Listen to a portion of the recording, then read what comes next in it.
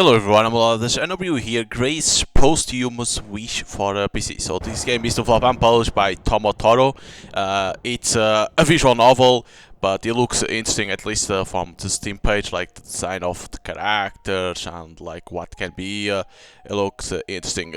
But for what I read on Steam page, it says like it's like the reading time is like 9 to 11 hours. Like holy shit, that's too much. But it's interesting. I like like these type of visual novels that are like I don't want to say horror, but like a little bit like psychological horror, something like that, or mystery. We are all cursed. The curse devours us from the inside. Does no one see it? Does no one feel it? Does no one understand? It won't let go until the world throws off its sleepy eyes and slashes at my eyes with a flash of lightning. My ears are filled with the heavy measured clatter of droplets against the roof. There is a damp, somewhat earthly smell to the air, a mixture of the withered grass and soil, and a cloying scent fused with it. This aroma, lilies, vanilla, cursed. A quiet, lifeless half whisper sends chills running down my spine. I flinch and turn around. The girl stands under the awning of the railroad station, hiding from the rain and not looking at it. Her gaze is empty, her fingers draw messy, sweeping patterns through the hair. A gust of wind makes the hem of her white summer dress flutter up and slap against her equally white legs. I blink, dumbfounded. A summer dress? In this weather? Moreover, her feet are bare. Did something happen to her? Mitsuki? Yes, that's her name, Mitsuki. What are you We are all cursed. She turns toward me, but her eyes remain blank slits, staring into the void.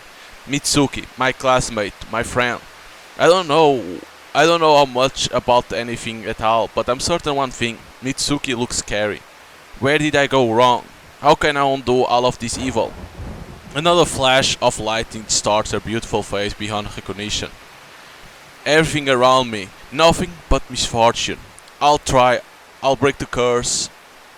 Hanokorish. Hanokorish? An unfamiliar word. Could it be a frightening spell? Is Mitsuki trying to scare me? Yeah, probably.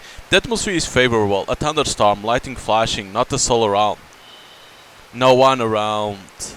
No, I'll better not think about it. Is Mitsuki waiting for a train, or is she hiding from the sudden thunderstorm like me? There's no one else at the station. By the way, what else is it? Oh. Because I don't know what is the voice, I can increase to see what hell it is. By the way, how the hell do you save? Oh, okay. It's better to listen to Mitsuki's strange speech than be left all alone, waiting for the rain to stop. It's better to be with anyone than to be left by myself. The curse. Break it. It's dark. It's under the skin. It's devouring me. It's everywhere, everywhere, everywhere. Hurry, hurry. Mitsuki words are like a malicious spell. It kills, it kills, it kills. Mitsuki, stop. Why me? Her laughter bursts from her lips so suddenly that it's like another crash of thunder. I jerk backwards and inadvertently trip over Mitsuki's bag, which had been standing next to me. Huh? Who? Her empty eyes stare blindly in my direction. Who's here? Are you cursed as well? Everyone in this damn world is doomed. I don't think everyone is. I want to reassure her somehow, so I step closer to her. I reach out to touch her deathly pale skin. Huh? As soon as my fingers slide over her white shoulder, Mitsuki's whole body shudders. She staggers back and lets out a heart-breaking scream. Oh. I cannot do this one. I can only do back off. Huh. I shouldn't have startled Mitsuki. I step back, cursing myself on my stupidity. I wanted to make it better for her, but as always, it went wrong. All of us will die. We are all going to die. Sorry, I gotta go home. But wait, could you have something to choose over there? I didn't saw any choice to be able to do that. I can't take it anymore, and I shout into the pouring rain. The fear of loneliness dissolves, defeated by a far more unbearable feeling. Ah, I lose track of how long I've been running. The noise of the downpour goes silent. The only thing that echoes in my ears is the sound of Mitsuki's despaired voice. Cursed, doomed, destined to die. Calm down, Aki. I stop, happy to realize that there are people around. A woman walks past me. Her poison green umbrella cuts through the gloomy grayness like a lighthouse beam. What a blessing, I'm not alone anymore. I'm far from Mitsuki, whose madness seems to be contagious, like a cold.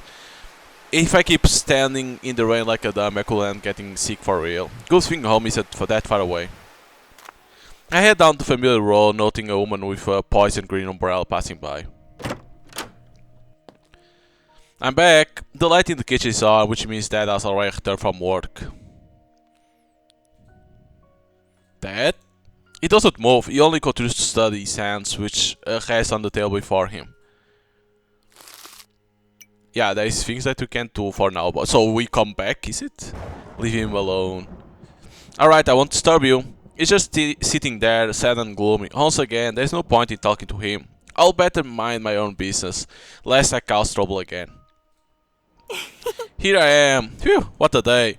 The first thing I do is tirelessly slide over to the bed where I forgot my grace this morning. My soaked clothes cling unpleasant to my skin, but seeing my old friends is far more important to me than some damp duds. Hey! Oh, the grace is these two dolls. Three absolutely adorable dolls sit side by side like close sisters.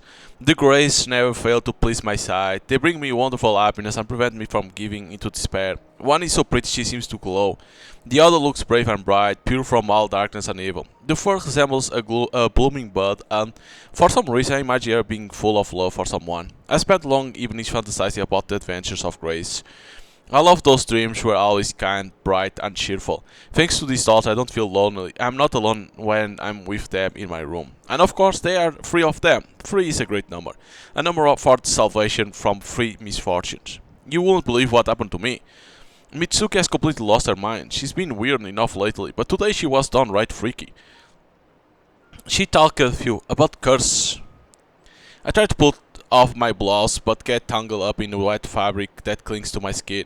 I trip over a volume of manga lying on the floor and nearly slam my body into the window. I've always endured these kind of little mishaps. Better not to dwell on that fact and just go to bed. Am I cursed? Curses don't exist, right? The graces don't answer. We'll manage somehow. Yeah, we'll manage. I clap my hands 3 times, as if to say goodbye to each of the dolls. Lighting flash outside the window. The dolls distort, taking on eerie shapes. To calm the nervous shivering that runs through my body, I reach for my smartphone. It refused to turn on, apparently not having survived a run in the rain. No, not my bad luck again. Owning a smartphone was a long time dream of mine, and recently that dream came true. Smartphones are awesome, aren't they? They can tap into the internet and connect their user to people from all across the world. This wonderful awareness makes me feel like there are no walls boxing me in, and the whole world is one big room. I'm in this very room with a lot of people, which means I'm not alone. Unfortunately, one day, while I was on my way home from school, I tripped and dropped my phone. And now the screen has unslighted cracks spreading across it. I don't think Dad has noticed yet. And it's for the best. I don't like it when he's sad. Come on phone, you can do it. Yay! The smartphone turns on after all. I don't know how Dad will have reacted if the new phone broke. My legs give out, so overcome with joy, and I flop down on my bed. The grace bounce a little. Yay! If only it was always like this. My eyes feel heavy. I yawn comfortably. So nice and peaceful. Even the thrumming of the rain begins to fade, diminishing into a distant echo. Good night. And she went to sleep. The silence is broken by a ringing chime, signaling that a new message has arrived. I sit abruptly, opening my eyes. Is that... Aki, are you here?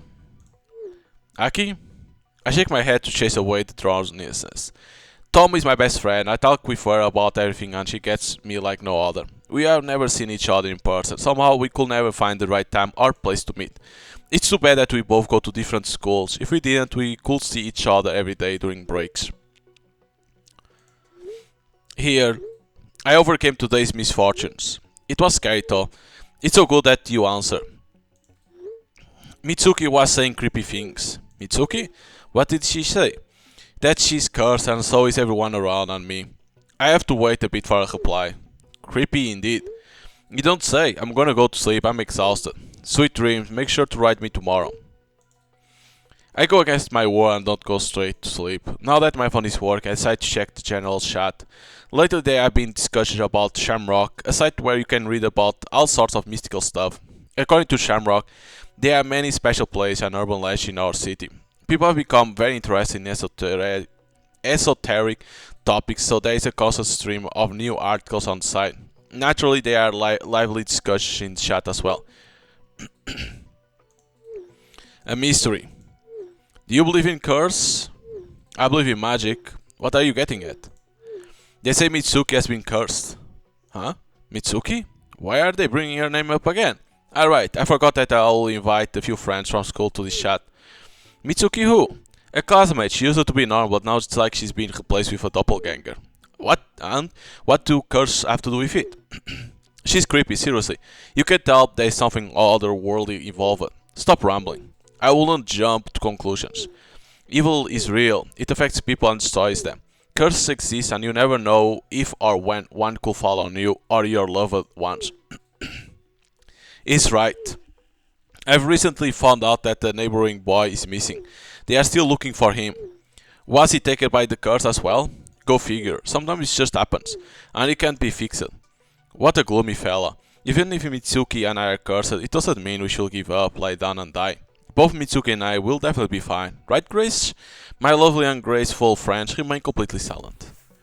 I put aside the phone and collapse on bed. We are all cursed. It sounds scary, but anything will feel eerie when accompanied with booms of crashing thunder. Someone can get by, even when they bear a curse. I'm just a bit more unlucky than most. What the fuck? Lightning flash bring the night's fall, raining weather back to my awareness. For a moment the shadows in the room thicken, turning into black holes leading to other worlds.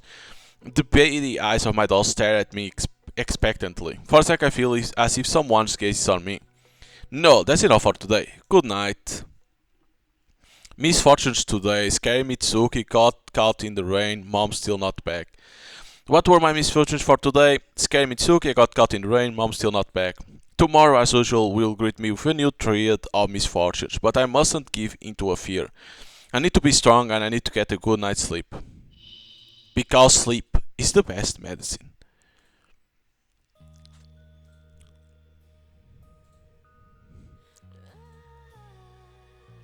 Oh, so this is the intro. I'm gonna skip. Oh, you cannot skip this? Oh, you cannot skip. Because I think this is a little bit at the same time. Sleep is the best medicine. A little bit of spoil. Mitsuki, I'll break the curse. But there is no way you can skip. Why did she die?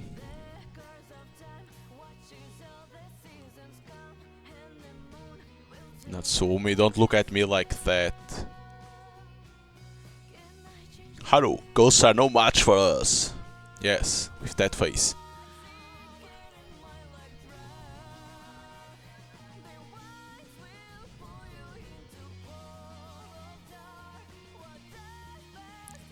I want to break the curse. The summoning. Oh, it's the dolls. The free dolls. Haru's broad, I don't want to go back there. Senpai, oh my god. It's about skill, not luck. What a peculiar place, huh? Interrogation points.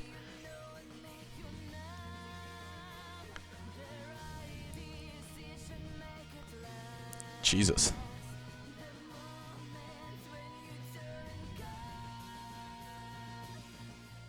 So all those people are like cursed, is it?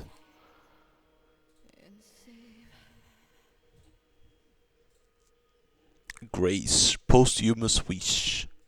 But is it about the dolls? Because it shows over there the three dolls.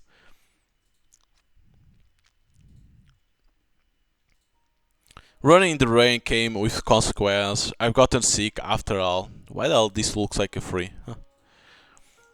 A constant vibrates through my head. It makes it struggle to concentrate. Let's not despair. The Greys sadly agree with me. I'll have to stay home from school. I'll have to stay home from school. Achoo! Even better to sleep a bit. I can't keep my balance and I stagger backwards. I accidentally smash my pinky finger against the nightstand. How? After getting my wits back about me, I simply collapse onto the bed. Sleep. Suddenly a soft melody plays. I move my head lazily, trying to recognize the source of the sound. Ah, right, my phone. Tomo is calling me. The moment I realize this, the call ends. Are you okay?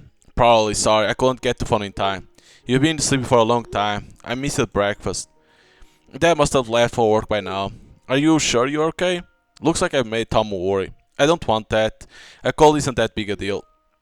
Shall we play? You promised to teach me some new thing. Chess have so many pieces, can't memorize them. Rook is the one with a head, right?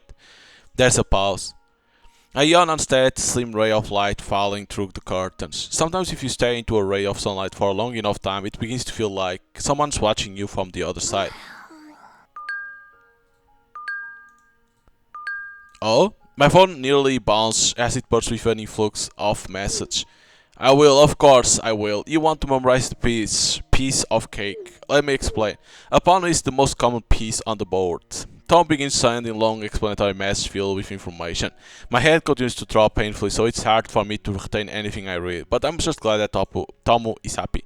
She loves chess and all sorts of board games. I really want to meet her and play face to face someday. Do you really like this bear that much? I adore him. I wish I could buy a plushie of him. The bear featured in the emoji stickers is the mascot of the popular Tomo restaurant chain. Getting my hands on a plushie of him is my life's mission, but that elusive bear keeps slipping away. I marvel at his image on the screen. I really need you, buddy. I can't wait to get you. Aki. How should I put it? He's creepy. Tomo doesn't understand anything about this world, even though she's got the smarts to be great at chess. Tomo's bear is the best, and that's it. She's even have a poster like the bear is over there. I spend the rest of the day lying in bed, occasionally texting Tomo. The drowsy feeling doesn't go away, and it only intensifies thanks to the gloomy weather. I think I'll somehow manage to twist my leg a bit at some point.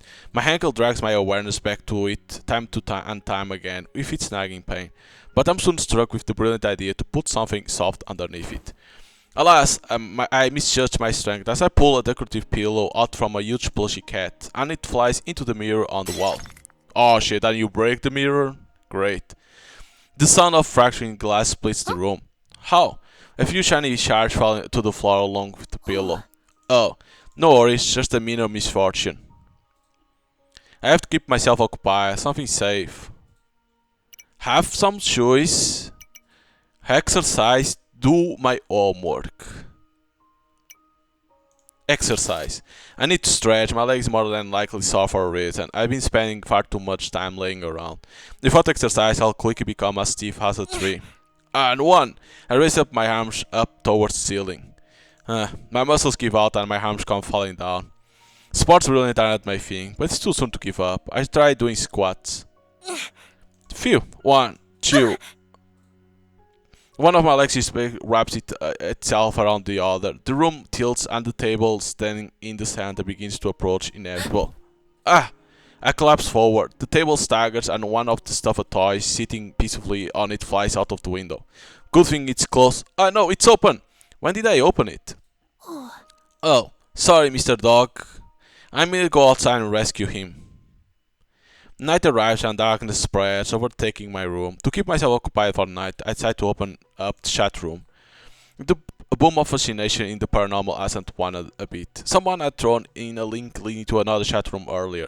Allegedly, someone in it could predict the future with stunning accuracy using only a single photo. I watch as everyone splits into two camps. One believes that the predictions to be true, the other thinks it's all some silly nonsense. Feeling bored, I decide to give it a try myself. I'll take a picture of one of the greys for fun. I'll send a picture of one of them, but which one?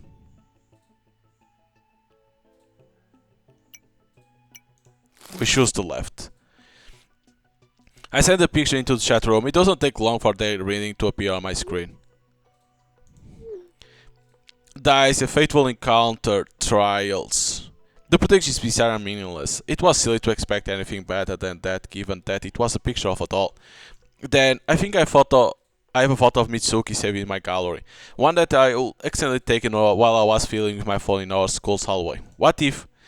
Thought there is a nagging feeling of guilt in my chest. I go ahead and upload the image anyway. The file takes an oddly long time to upload, 3 times longer than when I upload a photo of my precious Grace. Is something wrong? The chat room freezes. A burst of snowy static overtakes the screen. What's going on? What the fuck? Mitsuki picture shows up, her beautiful face is contorted into a horrible grimace. The prediction list doesn't even appear beneath the warped picture. The application flashed with a toxic green light and forced close. What was that weird glitch? I attempted to turn to the chat several times, but the boot on my phone might as well be dead. Oh, I guess it's another misfortune. Broken mirror, dead arguing with someone on the phone, mom still not back. Mom still not back. Okay. Misfortune today, my mirror broke, dead arguing with someone on the phone, mom still not back. Could be the mother that the dad was arguing. When I wake, I feel even worse than I did yesterday. I can't even find the strength to get up and make breakfast. I'll just have to trust that dad will find something to eat. You're not going to school? I'm not feeling well. Get some rest. Alright, you should solve a crossword puzzle. It's quite relaxing. I should have enough energy in me to give a crossword puzzle a shot, and maybe a game of online chess with Tomo. I'm finally starting to play at the level where I know the piece and understand the goal of the game. Or maybe a riddle? I float on water, but I'm water. What am I? I'm not sure if Tom is older than me, but sometimes I find myself picturing her as a good-natured grandfather who's trying his best to befriend his granddaughter. She probably grows bonsai trees as well. Heh. I also broke a mirror with a pillow. With a pillow? Yeah, it was really unexpected, but I'm pretty unlucky, so it's not much of a surprise. I wanna see. I'm excited to see that Tomo has started using stickers of the Tomo bear as well. One more person has fallen to his undeniable charm. So fell down the stairs, drank sour milk, mom's still not back. Drank sour milk. Okay. What the? Is that this changed? I think the poster changed. I think. I can be mistaken. Wow. The new morning greets me with an all too familiar headache. I just want to do nothing but lie under this blanket indefinitely. But a strong person won't do that. I'm worried. Are you sure you are okay? Phew, want a riddle? Yeah. You are happy to see it, but you can't look at it. What is it? I have no idea. I gotten worse. A bird crashed into the window scared me. Mom's still not back. At this point, mother is never coming back. Yeah, this is always changing. Have you any of your classmates come by to visit you? I forbade them from visiting. And I forbid you too. I can't let you catch this curse. The curse? What do you mean? Got a paper cut, dad spent the night somewhere else, mom's still not back. At this point, mother is not coming back. Or she's dead, or because she had a discussion with dad and she's living somewhere else. It has to be. Is someone watching me? Maybe a bird? Maybe it's just my imagination playing tricks on me? Bump on my fingernail against the closet. It hurts. Dad breaking dish in the kitchen. Mom still not back. Okay. At this point, it's not even like it's more than misfortune. It's bad luck. Ha! When I'm going to get better? No, bad thoughts must be chased away. I decided to distract myself and read the general chat. I wonder what they are discussing today. I hope it's something fun and not just more conversation about the horror stories from Shamrock. Animals dance, read. She died. I'm serious, guys. She died. The cursed worked? No way. Scary. Stop rambling. What if it's contagious? I don't want to disappear or die. Rest in peace, Mitsuki. Mitsuki is dead. Oh, I drop my hands to my lap. My fingers stiffen and tremble slightly. It's as if there's an electric current pulsing through them, zapping them with sharp, painful tingles. That... How could this happen? I saw her at station only recently. I can't wrap my mind around the fact that someone I will talk to just a few days ago is no longer in this world. I didn't know Mitsuki all that well, but I still feel completely devastated. Devastated and heartbroken. She died. Died. Why? Was she ill? It was a very cold and rainy night. Or... It's dark, it's under the skin, it's everywhere, everywhere, everywhere. It kills, it kills, it kills. Is the curse truly real? Mitsuki foreshadowed her death and not even a week had passed before she was gone. It is possible? Breathe, calm down. I try to take a breath, but I choke on thin hair and spiral into a coughing fit. Don't worry, don't worry.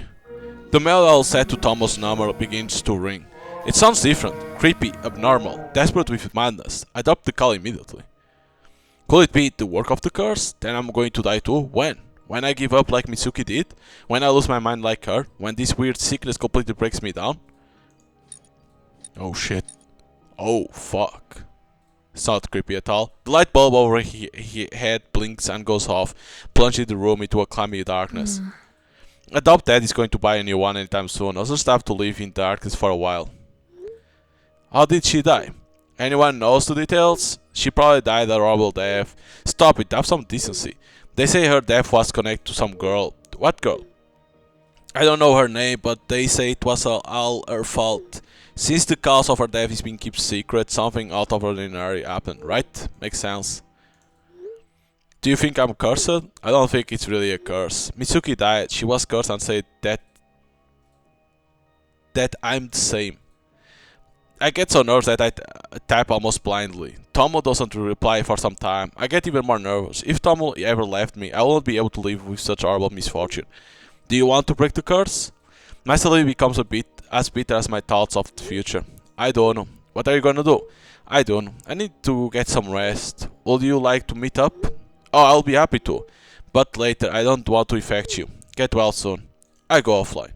I don't want to think of anything. I don't want to read chat. They are going to debate all night whether Mitsuki was ruined by the curse or that mysterious girl. I'll have to wait for the topic to die down. I collapse onto the bed, keeping my gaze bolted to my calm, unwavering gaze. Gracious and precious as always. Young maidens bringing light. You are the only ones I have. What should I do? I don't want to fall victim to the curse. What if it's already gaining strength? What if my cold isn't a cold at all? My vision blurs, the scent of damp hair fills my nose. The room grows cold, so I hurriedly wrap myself in my blanket. I don't feel well. Sleep is the best medicine. Mitsuki died, darkness... And then she was going to write something, but she didn't. Scary, cold, lonely. I'm alone, all alone. Mom, where are you? Mom, where did you disappear to? What evil dragged you away? Why aren't you coming back? Don't leave me alone, please. Don't. Anybody. Anything but being alone. Alone, alone, alone. It's morning. I had nightmares all night. Do they count for yesterday's misfortunes or today's? Probably it's yesterday. And today will bring a new trio. The room is blurry. It isn't until I take a deep breath that I calm down and manage to focus my vision. I reach for the grays, but I only get a handful of hair. No.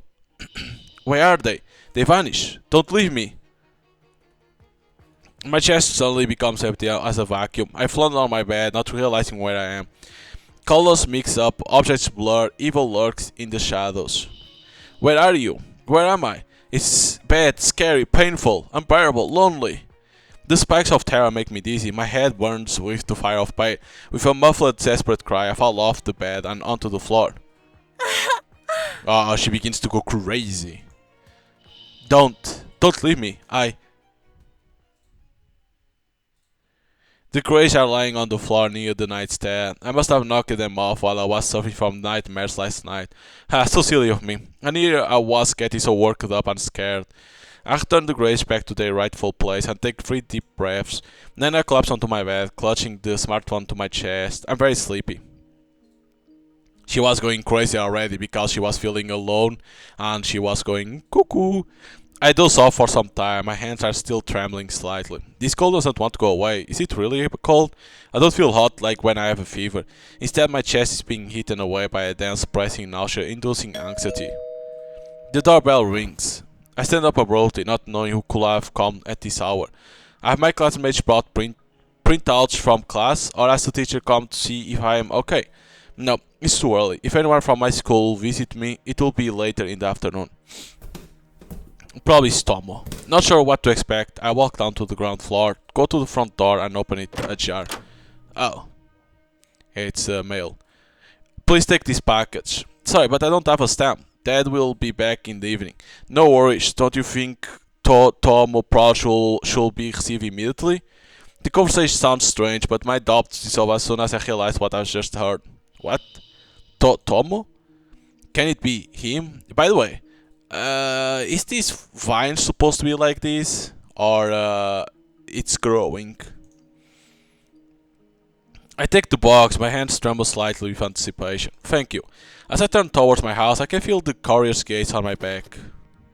I set the box down on the nightstand, I barely stopping myself from tearing the cardboard. Did Dad decide to make amends and order a gift for me? How wonderful. Will it be bad of me to unpack the bed right now? Maybe Dad was planning a surprise and the courier got the delivery time wrong. If that's the case, then I shouldn't open the box, but I can't bear it. It feels like I've been waiting forever to have this most amazing bear above all bears. To avoid dropping the box on the way, I leave it on the nightstand and go to get a box cutter. And when I return, I can sense a faint, sweet smelling scent starting to waft down the hallway. Is this just me, or does the box also looks different now? Yeah, looks like it's like as something like melting or something. A creepy feeling in my chest makes me take it slow as I carefully bring the blade off the knife to the duct tape. The cloying flavor intensifies, my throat feels dry, blood rushes to my cheeks. The joyous anticipation is abruptly replaced with a nagging anxiety. I carefully lift one of the cardboard flaps. The interior of the box is pitch black, as if the entire package is filled to the brim with thick ink. As if mesmerized, I stare into the void, looking not for a bear, but at least for something tangible. I can't tell how much time passes as I continue gaping into the box. What the fuck? Okay. The darkness gives way slightly under my probing gaze, taking on the shape of a semicircle. The clawing odors make me sick, something slowly spreading out from the bottom of the box. From inside the cardboard comes a faint wheezing breath. What is this? The moans grow louder, more insistent. Taken by impression, like I'm influenced by a wicked spell, my hand reaches for the second, still close to the flap. My trembling fingers approach the cardboard, which throbs slightly like the intermittent breathing of something vaguely alive. Just a bit more and I'll see what Dad ordered. It's definitely not the Tomo bear plushie, but then what could it be? Why is it breathing, moaning, emitting this horrible stench? I barely perceive my fingers touching the cardboard flap. It's neither hot nor cold, but barely warm and pleasant, and a little sticky. I just need to pull it. One simple movement. Right now. Excuse me. How did he get in here? Did I forget to lock the door? What a horrible mistake. I twitched, feeling both fear and relief that I didn't wind up seeing the true contents of the package. I'm sorry, I think I deleted this to the wrong address. I see. If I may, he picks up the box, not in the least bit concerned that he's dirty and his fingers dirty with the black liquid dripping from it. By the way, you cannot even do that. You cannot enter like the gates right and say, "Oh, sorry, I delivered this wrong." You cannot do that. You could like ring the bell or knock at on the door or shake the gate for the person to know. You cannot go to the person on his back and, "Oh, sorry, this is not for you." That's a little weird and scary. At the threshold, the courier bows slightly to express his apology. Then, as if nothing strange had happened, passes through the gate and begins to down the road. I stare silently at the empty dusk street for a while. Then I close the door, double-checking to make sure that it's properly locked. Yeah, that wasn't scary at all. My stiff legs carry me up the stairs, and when I arrive at my bed, the last inklings of strength in them vanish. I collapse onto the blanket and lie there for a couple of minutes. It's only then, after the time has passed, that my body begins to quiver with terror. I took the blanket from under me and wrapped myself in it like a cocoon. The image of the creepy box looms before my closed eyes. Looks like Dad didn't buy me a bear after all, so it definitely wasn't a bear inside. But then what? Does it matter? What was all of that? More misfortune? But this one was worse than anything I've ever experienced. Does the curse work that way? It terrifies me to imagine receiving packages like that every day. It's scary. I want to drift off as soon as possible. Sleep is the best medicine. Right now, I need it more than anything. Any and all attempts to sleep turn into anxious, nervous tossing and turning. I freeze, hiding with my head under the blanket. I try not to move. I think there's someone outside the safe cocoon, scrambling incessantly. A hoarse, wheezing breath is coming through the fabric. But it's just a dream, a haunting nightmare repeating the morning's shocking incident. No one claws at the blanket with their fingernails. No one exudes unbearably cloying scents. I'm safe. Dad should be back from work soon. He's always so strangely silent, giving off an aura of his harbored resentment. But it's still better to be around him than to be alone by myself. I think that I hear the click of the lock opening downstairs. Phew! Having calmed down a little, I open my eyes. Oh shit! Empty eye sockets are staring at me, so utterly black as if they had never seen the daylight. The unsilky hair of the dolls has fallen out, their dresses are torn. Their hands and feet are soiled with something that looks like mud. The dolls resemble creepy doppelgangers of my beautiful Grace. Doppelgangers that are being buried somewhere far away and are eager to rise and take someone's place. Leave. I don't understand what's happening. Is the nightmare not over? Why, Grace? Anyone but them. Anyone but my best friends. Curse. Don't you dare touch them. With a titanic effort, I force myself to blink. The eerie vision is gone. I immediately throw off my blanket and look around. The Greys, my usual most adorable Greys, are sitting in their place on the bed. What a nightmare. I don't even want to think about what might happen next. Whom will the curse twist next? Dad? Tomo? Don't. My headache has gotten much worse. The migraine that racks my head is joined by a nagging sense of anxiety and fear for future nightmarish visions. Did Mitsuki feel the same way? Like something from the outside was chewing its way through her skin, trying to get to her heart? Is there no way to end all of this? I feel like a stuffed and overflowing piggy bank. Time after time, day after day, I absorb so many various misfortunes. 3 misfortunes, 33 misfortunes, 343, 3,343, 3 million, 3 billion, 3 eternities of misfortunes. Tired. I still believe she's been overtaken by evil force. Mitsuki again? She's dead and gone. Enough of this. What if she could be saved? Isn't it sad? Saved? How? How do you break the curse? Sacrifice a rooster at dawn. Very funny. Don't eat meat. Even funnier. Go to the temple to the monks and do a purification ritual. Put cross on the walls. I'm not joking. People attract trouble to themselves with bad thoughts. Relax and things will get better. No, it doesn't work like that. You don't say. Is there something on Shamrock about breaking curse? It's mostly some nonsense. Please, I need help. It's all in your head, like with Mitsuki. No, I know courage. Huh? That sounds familiar. What's this? An antidepressant? It's a flower. It grows on a hill outside of town near the cave. I never heard of it. I've read on Shamrock. Hold on, I'll post a link to the article in a bit. It's a local rarity. Don't distract me, damn it. This flower blooms no matter what time of year it is. They say it grants wish. Seriously? No kidding. Can you make infinite wish? Only one, lol. Keep dreaming. If I make a wish, will the curse go away? That's what they say. Because rumors are so credible, right? Piss off. I know courage. I know where that hill with the cave is. Just a couple stops on the train and I'm there. But can I trust strangers in the chat room? I'll try. I know courage because she said that. Right, Mitsuki mentioned that flower, that's why the name sounded familiar.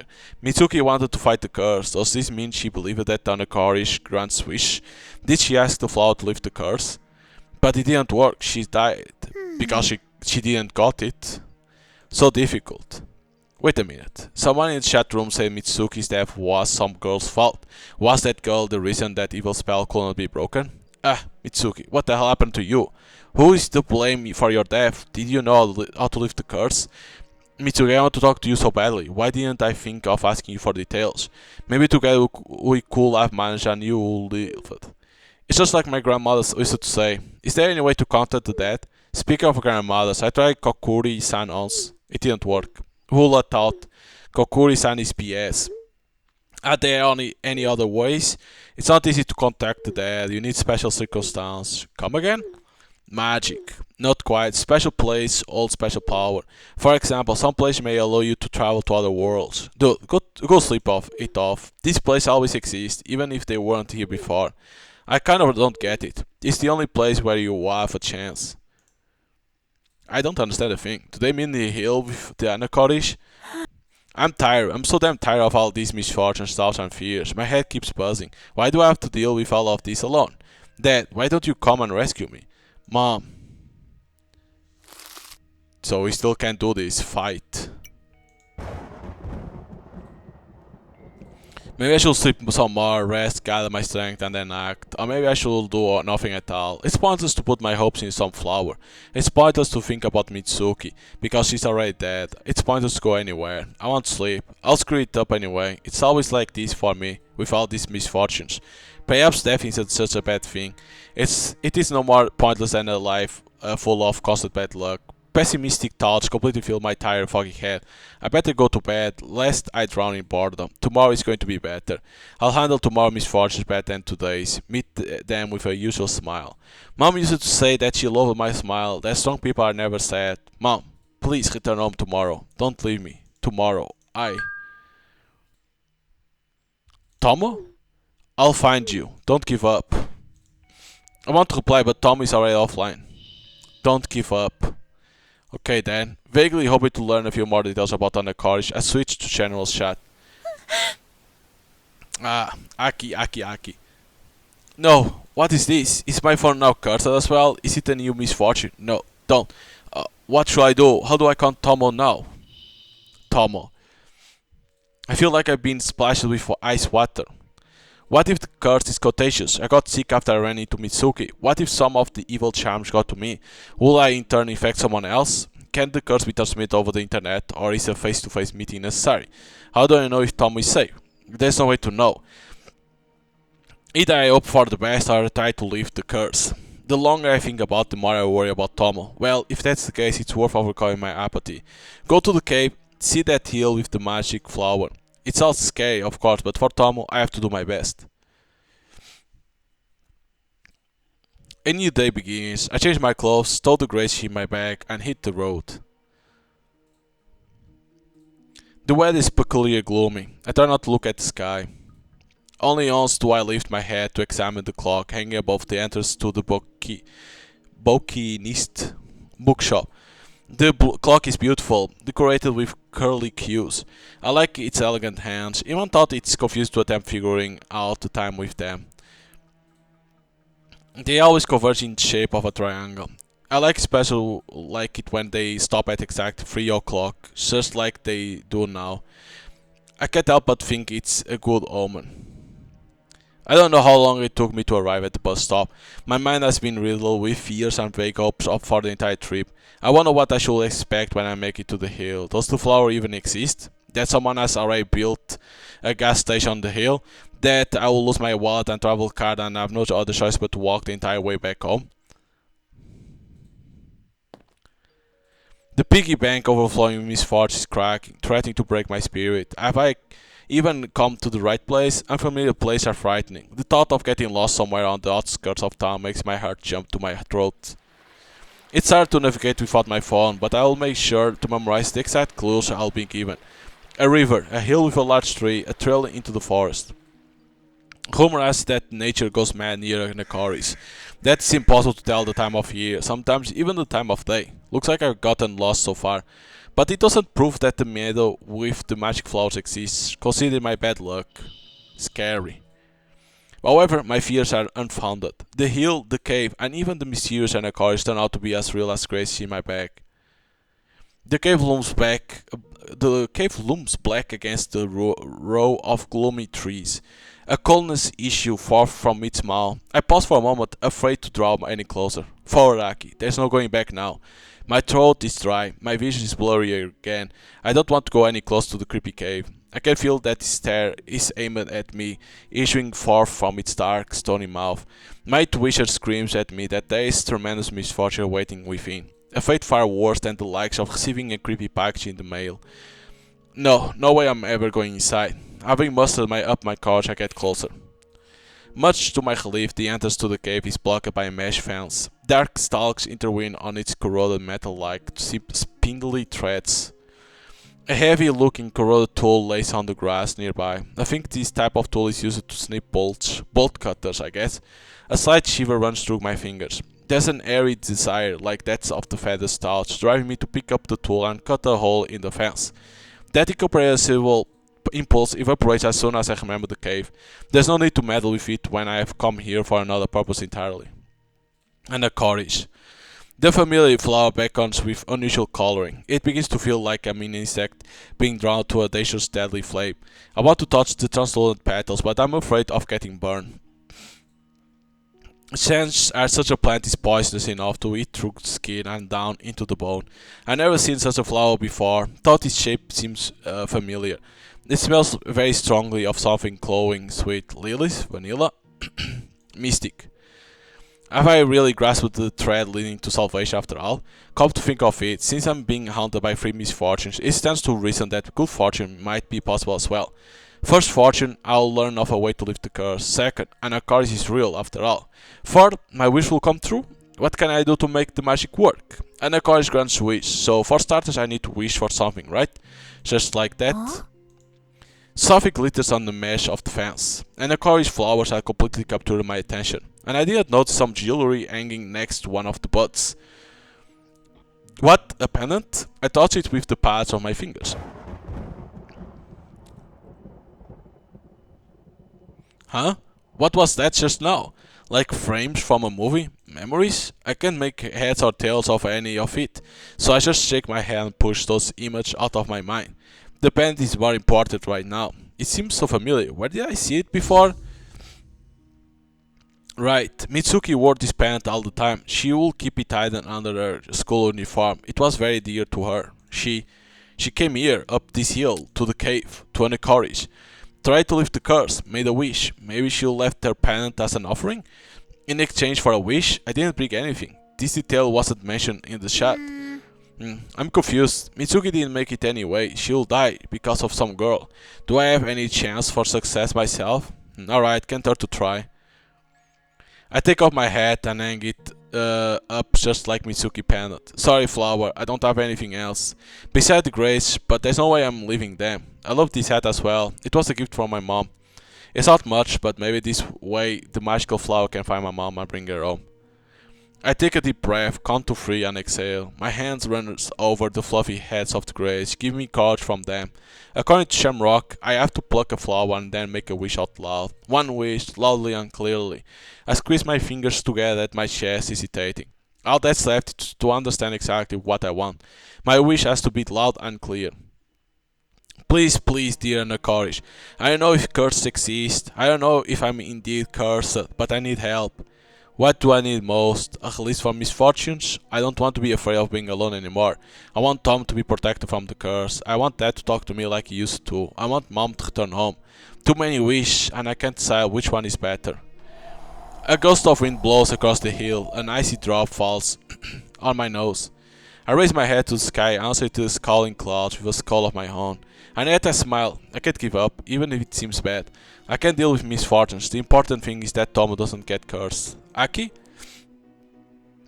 What if I get the wording wrong and mess it up? I don't know for a fact that Tomo is cursed. She didn't ask me to help her. You can't just go meddling with other people's lives without their permission. But what if? What's the best way? How do I make everyone happy? The best it can be. I really want to do everything right, but making a mistake is very, very scary. My luck is always so terrible.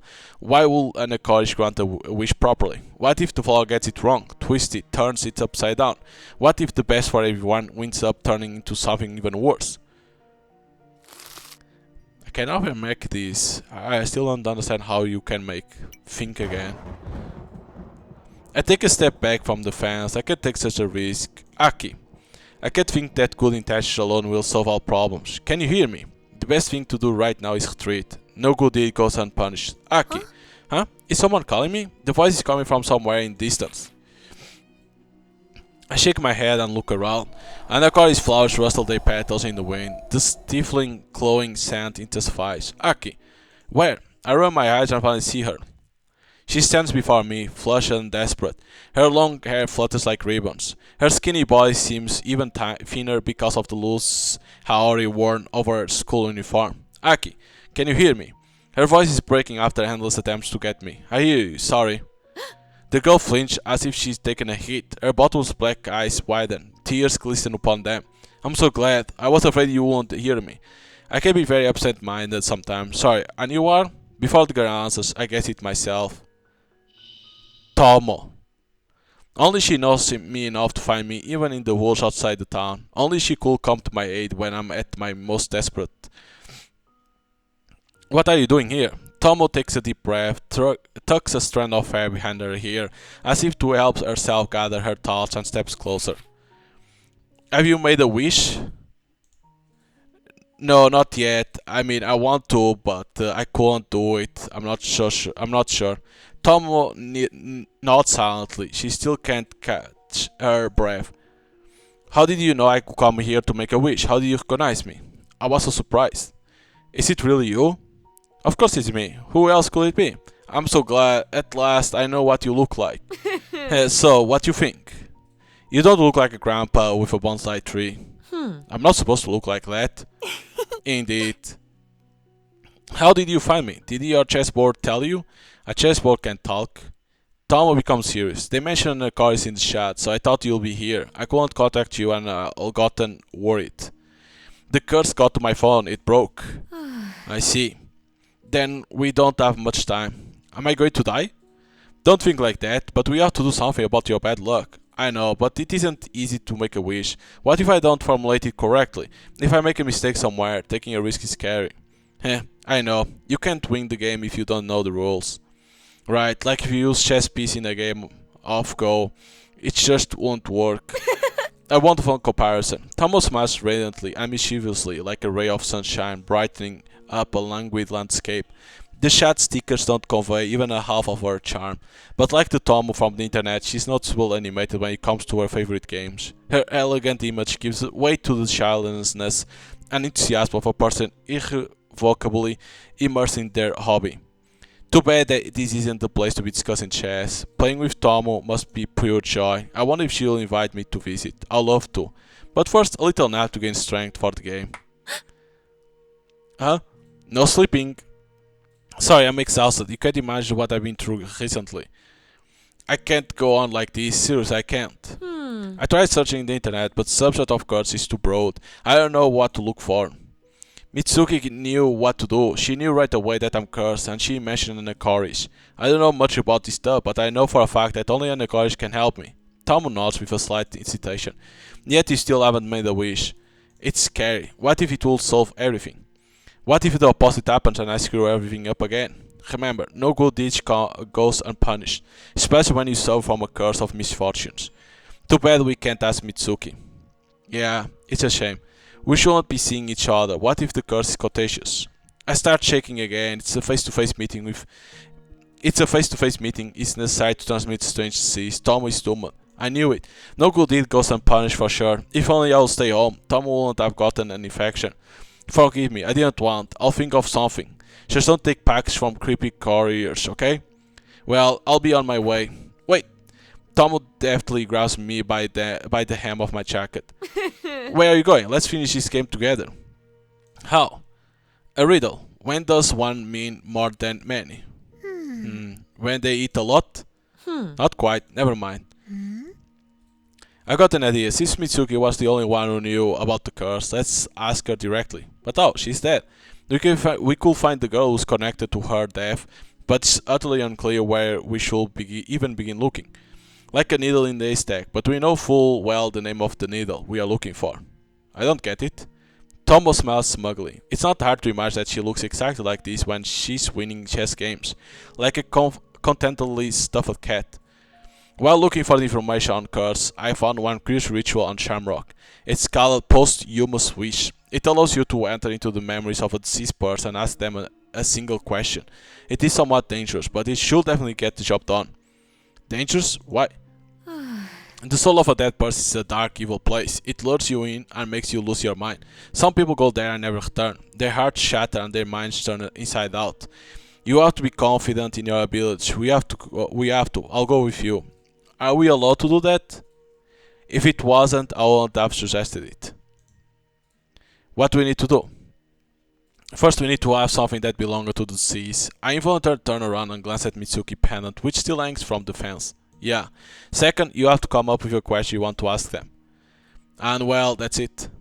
Sounds easy enough, as easy as wishing on the courage, but in reality, it's way too vague. The problem is that not every dead person will want to make contact with the living, nor will all of them be willing to talk. But if they will let you in, they will likely answer any question you could ask of them. Just like that, without asking for anything in return, I think of the parent and the head that hang not so far apart from each other, a partial gift for the fulfillment of any wish. It's scary to imagine what a dead person will ask for, and they are far scarier than an obscure magical flower. Yeah, there's a catch. Tomo shows indecision for the first time, yanking at the black ribbon wrapped around a strand of her hair.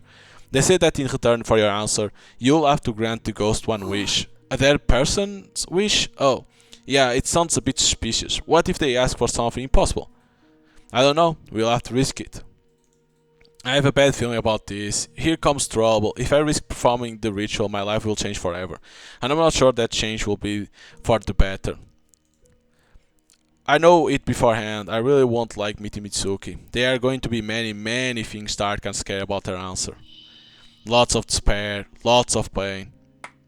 Okay, no sleeping. Right, sorry.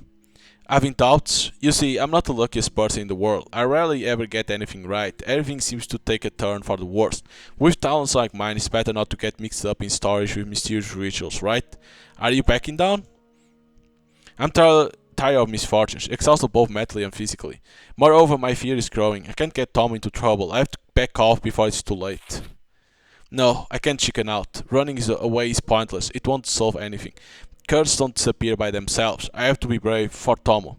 Okay, it's scary of course, and something will definitely go wrong, but we have to try at least. Tomo sways slightly. A sigh of relief escapes her chest. Then we'll better worry. Suddenly I feel calm. I decide to take a crazy desperate step, but since I agreed, I won't back down. I will walk this path with a smile all the way to the end. So what now?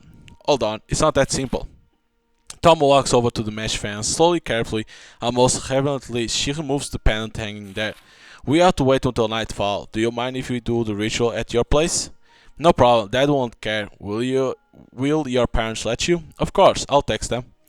Then let's go. Tomo nods, smiling incoherently. Together, shoulder to shoulder, we leave the mysterious clearing, and a chorus whispers after us. I've been dreaming of a trusted friend saving me from loneliness for so long that I almost jump for joy. It becomes very cozy, like under a heavy blanket that smells of laundry, detergent and sunshine. I'm getting drowsy. I wish that I could be walking with Tomo forever. That I could have peace of mind and the creepy ritual could be done sometime later, in 100 years, and not with me. That the train will go in circles. That... Falling asleep? Am I that boring? Sorry. I didn't sleep well last night and my leg hurts. We need to hold on a little longer. I'll try to keep you busy. I know what you're going to suggest. Oh, and what is it? Chess. Wrong guess. Go. We get to my home. Dad hasn't got home from work yet, but today I'm glad for it. This way I don't have to introduce him to Tomo. It won't be hard to explain to her why he isn't talking to me. Oh, but this is already changed again, like went back to normal. We entered my room. I placed Grace on the bed out of habit. Then I offered Tomo something to drink. Thanks, I won't mind some tea. I can only hope that we have some. Why is it so dark here? Oh, sorry, the light bulb burned out. Dad will replace it later, but it's a little busy right now. The mirror is indeed broken. Surprising, right? Tomo continues to study the room, this time stopping her tenacious gaze on the bed. Those are some beautiful dolls. The best, with them I don't feel lonely, but the shyness in my heart holds me from confessing my insecurities to Tomo, who is so beautiful and mature. A bit less beautiful than Tomo Bear. Huh. There's only orange juice in the kitchen, so I have to offer it to Tom instead of tea. She thanks me politely. We settle on the floor, and only then do I risk asking a question. How does the ritual go? What exactly needs to be done? We wait until nightfall.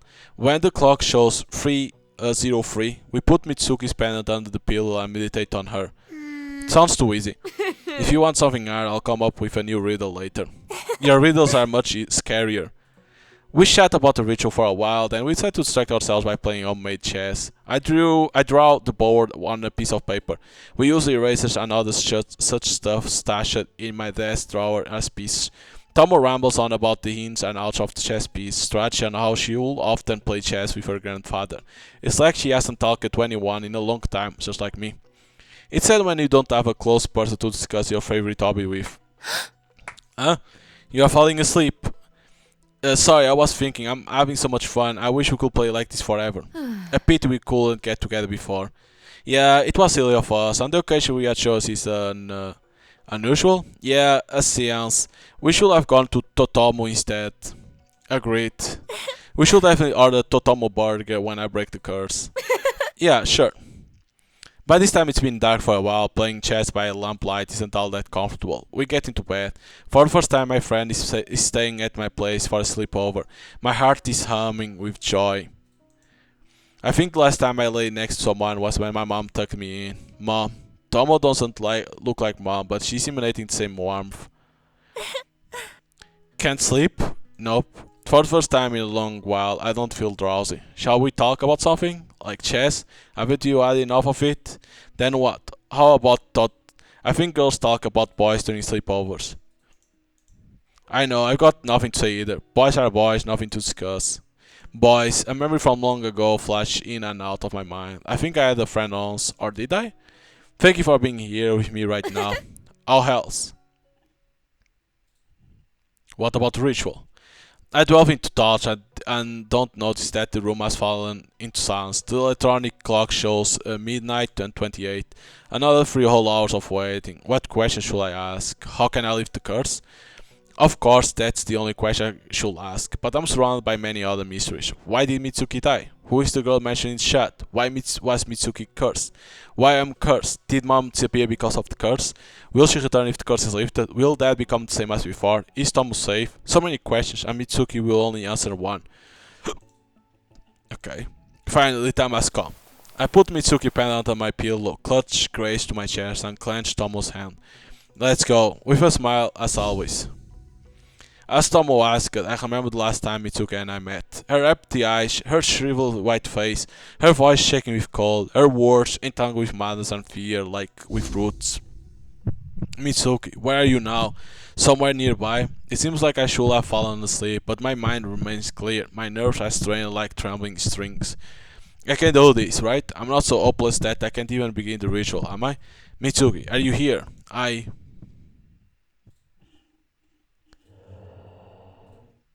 Into the soul of the dead. Begin the posthumous ritual with Tomo. I'm no longer lying in my bed.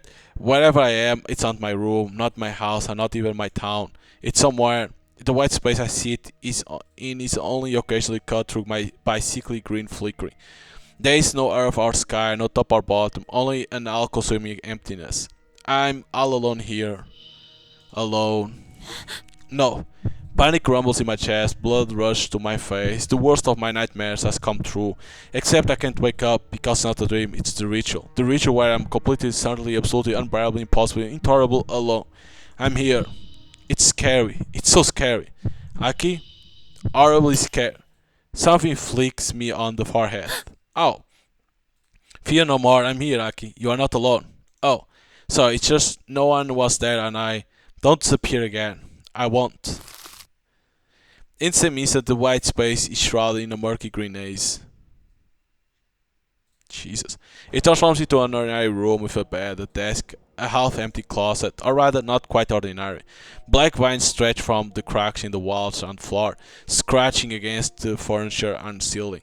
The vines sprawl and swell like ravenous leeches and bristle with sharp prickles. One by one, buds start appearing on them, blossoming with 3 petals. They flash here and there like chaotic constellations, and a courage. In just a couple of seconds, the white nothingness has turned into a surreal garden, a nest woven from stiff thorns.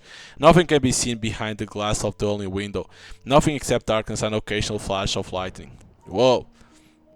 We rise to our feet and look around. It's not my room. I think we are somewhere in Mitsuki's home, in a place that was important to her. It's so empty. Yeah, it's very empty. Impersonalized. Impersonalized. The right word, I won't have thought of it. Tomo instantly walks across the room, gingerly touching the furniture with her fingertips. Where is she? Mitsuki? Why isn't she here? Why is her soul so empty? How strange. I thought Mitsuki would come to my room, all shiny and translucent like a real ghost, but in the end, we are the ones who wound up in a place unknown to us. Do you know how actual ghosts look? No, and I've never seen a soul of the dead either. It's unusual here. And of course it's everywhere. It's like it has sprouted into Mitsuki's very essence. Tomo brings her hand up to a vine, but it doesn't risk touching it. It rises and falls slightly, as if breathing. So Mitsuki had made a wish after all, since her soul is bound by an courage. Perhaps. But she died anyway, for some reason. Mitsuki, will you answer us? We scatter about, studying the room, but the half-empty shelves don't say or give away anything about the hostess' character, let alone her fears of cause of death. On the wall, a usual school uniform. On the shelves and the desk, textbooks. There isn't a single personal belonging. However, when we look more closely, we find a door behind the dense thorns. Tomo walks determinedly toward it with the intention of pulling the handle, but it appears that the door is hiding behind a mesh fence. Oh, why? Tomo's hand slumps helplessly. It seems there is something very important behind the door. Mitsuki is hiding. Isn't the reason supposed to call her? I don't know, but we shouldn't give up. We shouldn't. Despite our determination, I haven't a clue how we could deal with the obstacle before us. Under Cory's staunch will wound up anyone who dares to approach the door. Vines have burrowed into it, flowing smoothly into the reaching branch with touched ceiling above.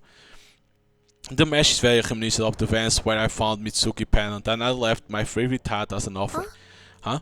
I touched my head and realized that I'm wearing the hat. Ah, right, this isn't reality, so why will it be back?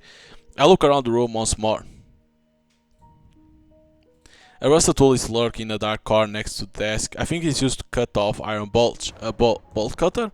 A spark of pain flares in my ankle. Why? On stiff legs, moving in a fog of indecision, I pick up the instrument with both hands. The smell of rust hits my nose. I instantly dissolving into the cloying aromas of an licorice. Shall we cut the mesh? Let's try. There's nothing else to do in this empty room anyway. I take a deep breath, gathering my strength, but something goes wrong. Suddenly, my both hands are pierced by long, sharp spikes that have grown straight out of the corroded handles. More and more spikes sprout into my clenched palm, spreading sticky drops of blood around. Don't! The pain is unbearable. I try to throw the bolt cutters away, but the thorns multiply under my skin. They slither up my arm and stretch out their gnarly fingers to sting my heart. What's wrong? The creepy vision vanished. The bolt cutters fall from my hands, clattering to the floor. Tomo bends down to pick it up. No, don't. It's bad. We shouldn't touch it. Why? It's rusty. It won't cut anything. We have to keep looking. We have to. The bolt cutter is not to be lifted in any circumstance. Oh, look. The 3 cardboard boxes have appeared on the table. They certainly weren't there before. They look like the creepy package the equally creepy courier brought yesterday morning. The shabby cardboard shakes faintly. A black puddle has managed to drip from under the box, trying to cover the desk. What's this? It's creepy.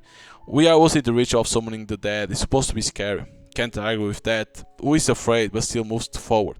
That's a weird question. Ha, I got it. It's a riddle, right?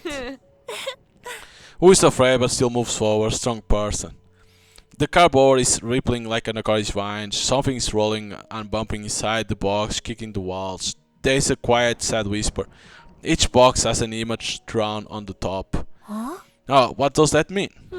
It's like we are being offered a choice.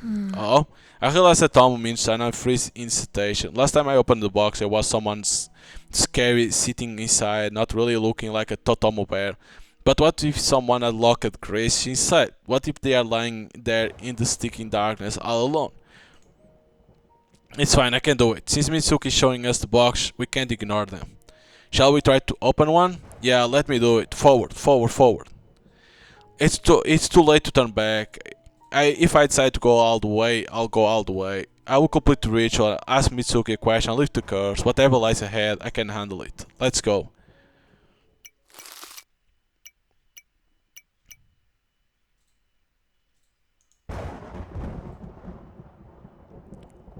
Why not the one that we took the photo? It's an ordinary winter's day. I know I'm going to follow my regular schedule. Wake up, have breakfast, listen to my horoscope for the day, go to school, come back from class and study. However, today the horoscope reading advised Capricorns to keep a close eye on any change around them, and to try doing something unusual or out of the ordinary for them. For Capricorns, today's lucky object is ice. The lucky number 3, the lucky color white. I've always considered myself a rational person, even a skeptic. Magic, ghosts, untamed souls, all nothing but wild fictions created by minds prone to panic and exaggeration. Horoscopes are the only exception. They bring some certainty into life. The universe works as a single, well-organized machine. Each of its gears influence the course of the other, creating a steady, predetermined balance. I like that the stars are destined to align in definite patterns and never otherwise, that any major upheaval can be known in advance, so I strive to listen to the advice of the TV show and ignore people who think horoscopes are nonsense. And I certainly can't stand the kinds of people that hang around on Shamrock. The predicted change are immediately apparent as soon as I cross the threshold of my house. Lucky color white. I see snow. And just yesterday the asphalt was a depressing grey. Cute. Of course I take the horoscope advice and decide to change my usual route. Instead of the tiresome path where I remember every crack in the stone wall and every branch belonging to the sparse trees, the stars offer a walk through deserted nooks and crannies that had never interested me before. Why not? Sometimes it's worth exploring new paths in life. Snow crunch beneath my feet.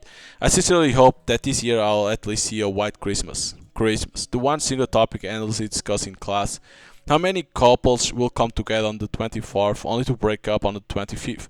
Naturally, I don't have a boyfriend, and why would I need one now? Everything in life has run its course. First, I should at least make some friends. Spending the holidays with some could be fun too. After that, I can worry about finding a boyfriend. There will come a time when he and I will celebrate Christmas together, admire the falling snow side by side. Quite romantic. Loneliness is always felt more deeply than usual before Christmas. I immerse myself in thoughts of being enveloped in the bright, colorful lights and walk without paying heed to my footing. Suddenly, the world goes up and I go down. A hard blow takes the wind right out of me. It's as if my chest has been put in a vice, like I'll never breathe again. My lungs feel paralyzed. Panic ensues in my head, which throbs fiercely from the pain. How do I breathe? What a stupid way to die, suffocating while laying in snow of an alley. Come on, breathe, breathe. What the hell? My ribcage rises and falls. Panic makes time stretch on forever. But in reality, what happened had taken less than a second. What happened? I was asleep, but because of a thin layer of snow, I hadn't noticed a puddle of ice or something. How stupid. My head is pounding. I guess I'll have to skip my first class and lie down in the infirmary. I try to get up, but I can't. My body won't listen as I frantically try to clench my palm into a fist. It doesn't work. I really am paralyzed. The pain in my head intensifies. I open my mouth to call for help. Not a single sound comes out of my throat. All I can do is breathe and blink, feeling the cold of the ground against my humming nap. It can't be. Isn't ice my lucky object for today? I want to cry with resentment and fear, but I pull myself together. My composure is my main pride. I never worry, even when I'm suddenly questioned in class. I'm never afraid to ask a complete stranger for directions. Now too is the time to get it together. Will anyone guess that I should search for me in a alley where few people ever walk? A place cut away from the daily routine? What if I will lay here all day, or longer? Will I freeze to death? What if I'm wounded? What if I'll damage something when I hit my head on the ground and I'm now bleeding? The world in front of my eyes blurs with fear, horror, and pain. My mind goes blank. I'm afraid of losing consciousness, but slipping away like a haze misting between grasping fingers. The cold winter sky blurs, and twitch with a black pulsing net. I'm passing out. Somebody. Somebody. Help. Need call for help. What are these voices? I don't understand anything. Call for help now. A confident female voice is the last thing I managed to distinguish before I finally sink into blackness. Jesus, she will die like that. That's how I wound up in the hospital. I'll dislocated something in my spine during that fall, which is why I couldn't move a muscle. Fortunately, the injury isn't serious, so within a couple hours I'm moving around successfully and not even feeling any pain. My head, on the other hand, is a little more a complicated matter. I was actually bleeding from my nap. I'll actually receive a minor concussion, which is why I'm stuck in this hospital indefinitely. At first the doctor face doubles when I look at him, same with walls, ceiling and nurse, so I lie with my eyes closed and bide my time until the machinations of my head come back into order. When I more or less recover, I'm visited by the people who happen to be in the alley at the time, and I make friends with Mitsuki and Senpai, the most wonderful people in the world. The horoscope wasn't lying. Ice really did bring such great happiness into my life. But I almost killed you, what the fuck? Today, lucky color gold, the lucky object ball, the lucky number 5. So, but the friends Mitsuki that supposedly died and Senpai that this new. At first, conversation between us doesn't flow. I have no idea what to talk about. Mitsuki keeps quiet as if she's worried she might scare me. Only Senpai tries to build bonds between us, warming the cold hospital room with a kind sunny smile. How are you today? Does your head hurt? I'm fine. Wonderful.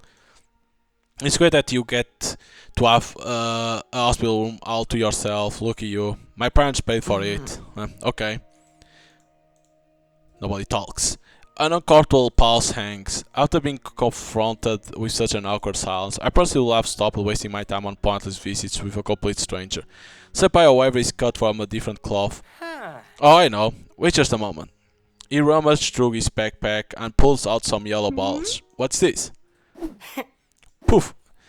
Senpai tosses the first ball into the air almost immediately after. The second one follows. Senpai's hand moves only slightly, as if he is an outside observer and the orbs are rushing upward of their own volition. Whoa!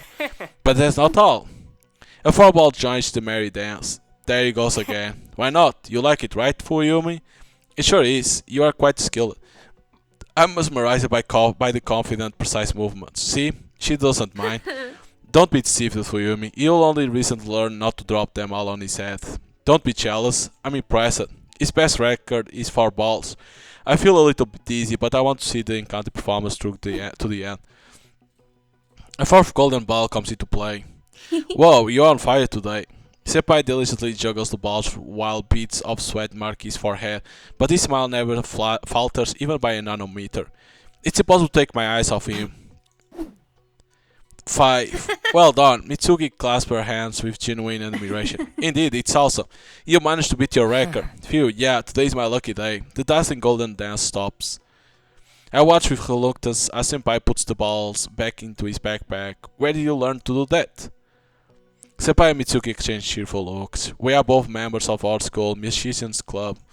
Musicians? Not what you were expecting, but I really am into these kinds of things. To start, I'm surprised that their school even has a club like that in the first place.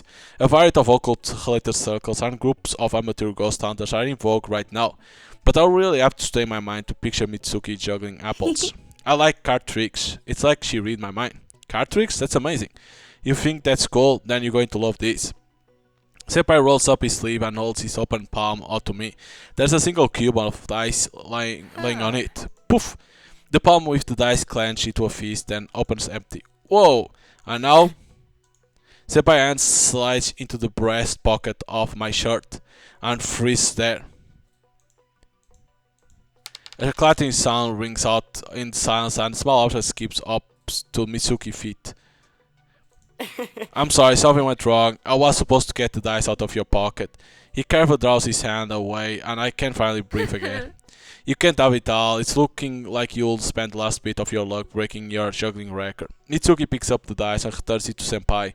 He sighs and slumps his shoulder to feign defeat. It's about skill, not luck. Don't you usually use a coin for this trick? Yeah, but I don't want to be like everyone else. This trick is terribly painful as it is. He shows his open palms again, but this time there are two dice riding on it. I consider these dice my lucky charm. Sometimes when I don't know what to do, I throw them and see what comes out. Even numbers mean yes, odd ones mean no. Entrusting your fate to a couple of plastic cubes, how arbitrary. You're not wrong about that. You trust only your skills, but you carry around a lucky amulet. There's a logical fallacy here somewhere. Oh, come on. We all laugh. And just like that, the days visiting hours go flying by. Senpai turns out to be amazing that he effortlessly melts the ice of awkwardness between us, and I find myself feeling eager with anticipation for the next visit. But probably she doesn't come Mitsuki because she dies. The lucky color white, object postcard 25. Oh, she's still there. Senpai sits next to me on a chair and talks about every little thing he saw outside the hospital. Without his storage, I would have died of boredom. Even books are banned from me because of headache attacks. There's nothing more romantic than a snowy Christmas. Senpai cheerfully shakes his head. Who would have thought you have a shred of romance in you after all? Why it's surprise, like any young lady. I love bright lights, warm scarves, and hot cocoa. And you believe in ghosts. It's strange to believe in them now, so why not? That doesn't sound very romantic. Do you have a boyfriend, Mitsuki? I'm sure Mitsuki has admirers lining up for her. There's no way she couldn't. She really knows how to carry a conversation. Her grades are excellent, and she's more than willing to help a complete stranger. She's probably a great cook as well. The ideal girlfriend. But she shakes her head. Alas, for Yumi, I don't. Naturally, since you ignore all love letters and confessions. Tell me about it, Mr. Popular. My breath catches in my chest as I feel a seedling of fear set in my heart. Is Senpai dating someone? Why does that possibility frighten me? Apparently my emotions come out clearly on my face given the cryptic way that Mitsuki smiles at me. No, I'll be all alone for Christmas as well. A charming blush touches his cheeks. We are like a club of desperate loners. You are the one person I know who could so easily make light of our sad situation. Oh, you flatter me. I laugh as I feel a sense of relief wash over me. Have you signed your Christmas cards yet? I don't feel like continuing the topic of couples in love, so I try to steer the conversation in a different direction. Senpai immediately comes to my head as he decides to ramble on about the latest events. Mostly the many congratulations you'll receive for his improvement with magic and sleight of hand. In response, Mitsuki teases and prods him in a way that only friends could. Looking at how cheerfully and casually they are chatting, I realize that I myself have never talked to anyone with such ease. Is this what friendship looks like? It's even better than I will ever imagine. My past now seems bleak and painted in pale, lifeless grey. Why hadn't I noticed before that I was living in such a dull world? In a way, Senpai and Mitsuki saved me twice. And even if I knew what was going to happen to us next, would I have changed anything? Red glass free.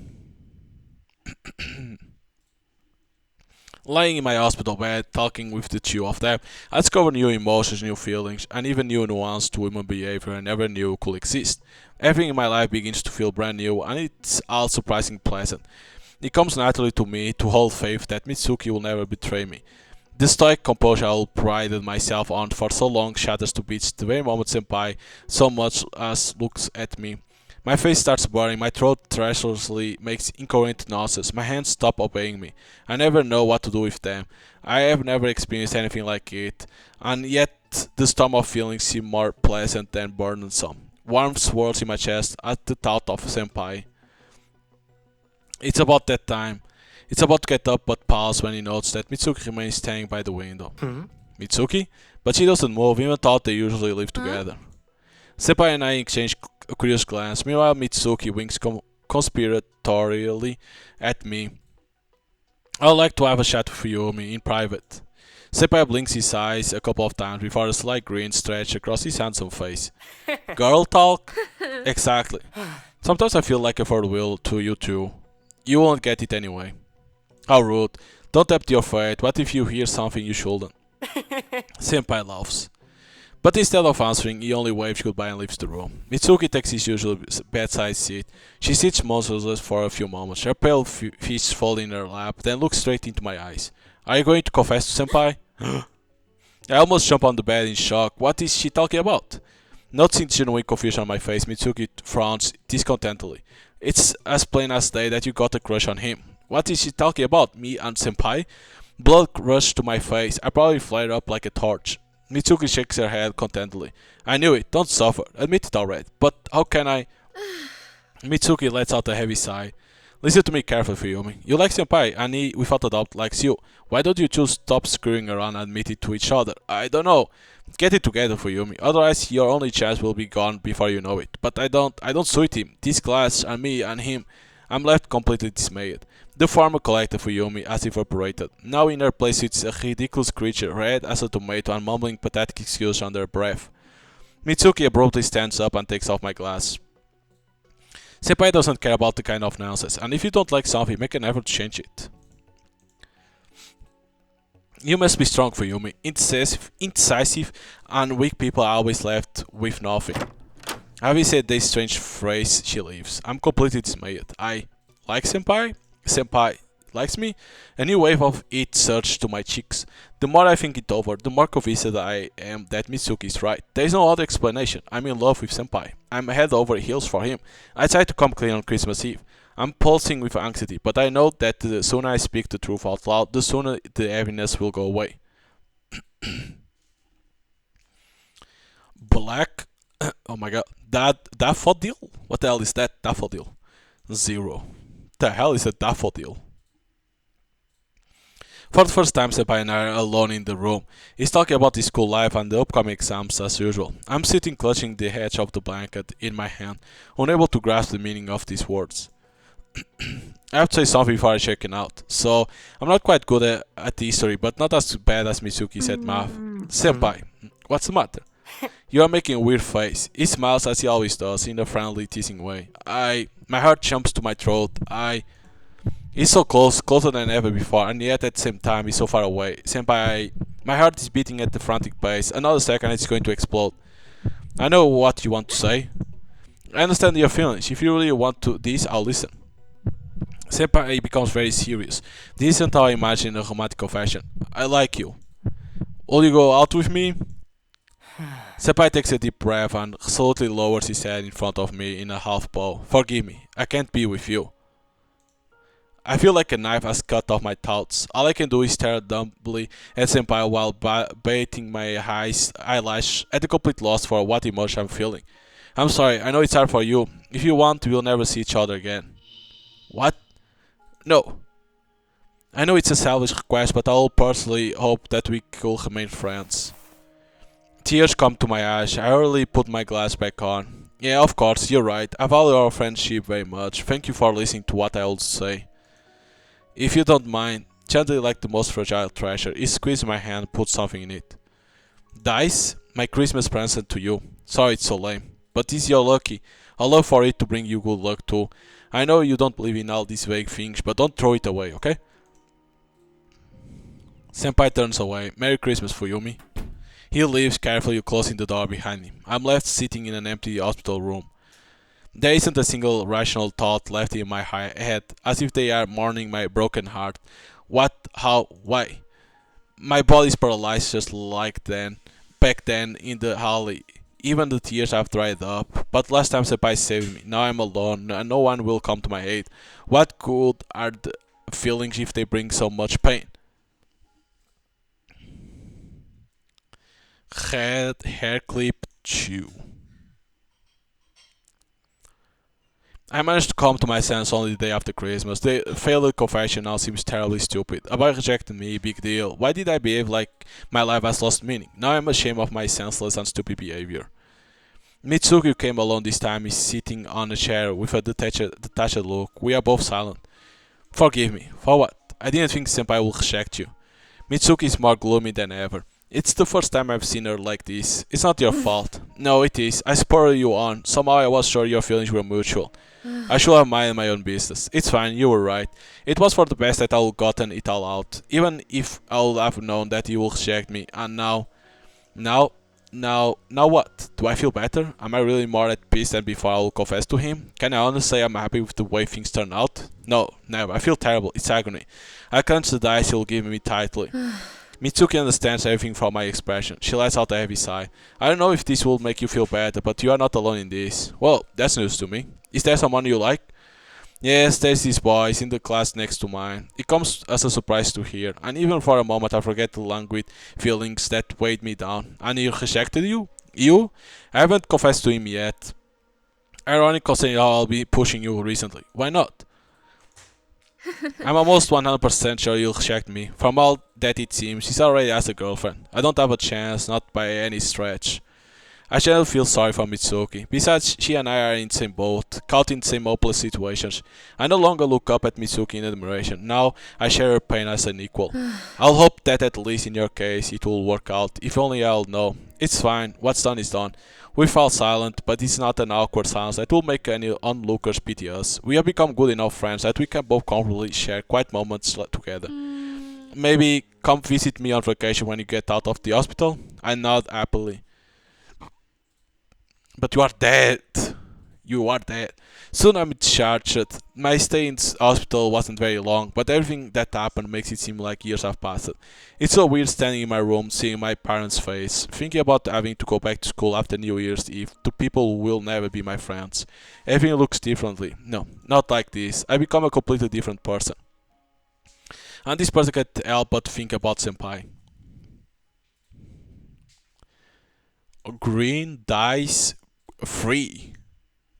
Well, that has something everything to do with those dice. New me doesn't waste time and at the first opportunity invites Mitsuki to visit. For a while we discuss holidays and New Year's Eve, but very soon the conversation turns to the topic that we both care about. I love the feeling of our cohesion. Whoa, Jesus. How is it going with you and Senpai? Mitsuki asks with seeming calmness, but I notice her eyes narrowing slightly. I receive a postcard from him. We text each other a few times, but that's it. Looks like he isn't comfortable talking with me after all. Why is it going to like this? If only we went on a date, I bet he will change his mind. Perhaps. Love can't be forced, just like I couldn't bring myself to like Shamrock despite its popularity. Something in my words makes me and Mitsuki freeze. It seems like we have got the same idea. Since we are discussing this, I'm the first to break the silence as Mitsuki is hesitating for some reason. Gloomy expression still lingers on her face. You know about them, right, Mitsuki? Love spells? Oh yes, of course. Why don't you give it a try? What do we have to lose? I can't believe such a phrase has escaped my lips. The former me wouldn't have left one stone standing off this idea, so crazy and unreliable.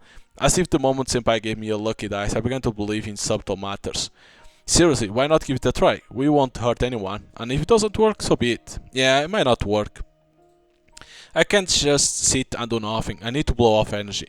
We really don't lose anything. She runs her fingers across the surface of the table in an uncertain gesture.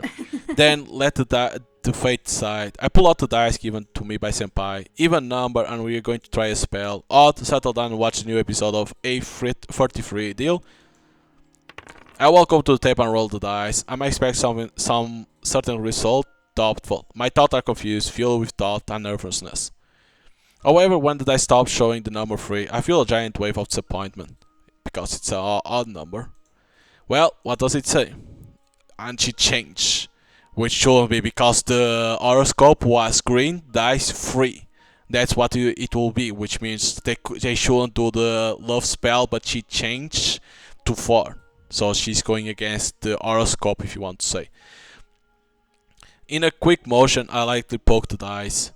The 4 it seems, fate allows us to take a risk. Well, then that's what we're going to do. Alone I like to resolve to do it, but with Mitsuki so calm and reliable, sky is the limit. We say goodbye to each other, I promise to look online for a spell, Mitsuki simply nods. Naturally, love spells are foolish and frivolous stuff, just a way to distract myself and have a little fun. Senpai isn't going to fall in love with someone just like that, without a single reason. And yet, there's open in my chest, and I clutch the dice until it hurts. I spent the entire evening researching relevant articles on Shamrock. Many spells I immediately discard as it is obvious that they were composed for fun, not result. Some look more or less adequate. But also again during my scouring of a webpage, I stumbled upon another article titled 3 Nights with the Dead Lover. It sounds like a title of a lady's novel, but something about this lover intrigues me. Who is the dead lover? What caused his death? Why 3 nights? I give other less popular sites a research as well, but my thoughts keep returning to that mysterious dead lover again and again. No matter how skeptical I am, I have to admit that I get the feeling It's a sign from above. It even says dead lover. Blue, smartphone, free. The next day comes, I wait for Mitsuki arrival, burning with excitement. She even freezes for a sec, caught off guard by my zeal. I'm sure we can do it. Look, I instantly find the article about the dead lover on my smartphone. It's like he wants us to read about him himself. The ideal option. Mitsuki takes my phone. The dead lover is a character from a popular urban legend. The gist of the legend is simple. A handsome young man, madly in love with his girlfriend, died because of an accident. Instead of mourning for her dead lover, the girl quickly found another. Since then, the dead lover has been punishing those who love he deems isn't strong enough, and does his best to aid those who are beautiful and faithful. Therefore, only people who are completely sure they feel seek his help. Mitsuki breaks away from reading for a second. Rather banal, don't you think? I feel a twinge of irritation as I hear her statement, like any other Uber legend. But that's not the point, Mitsuki. Read on, she snorts. Usually the lover helps lovers unseen, but there is a way to request his partners directly. Then the object of your passion will definitely reciprocate. But first you have to prove to the lover that your feelings are true. If he finds it's insufficient, he will become angry, remembering his unfaithful girlfriend and take revenge. Sounds scary.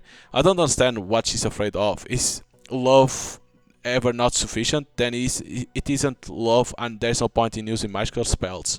In order for a girl to summon the lover, she should first apply pink lipstick to her lips. Next, she'll draw the silhouette of a man on a window pane.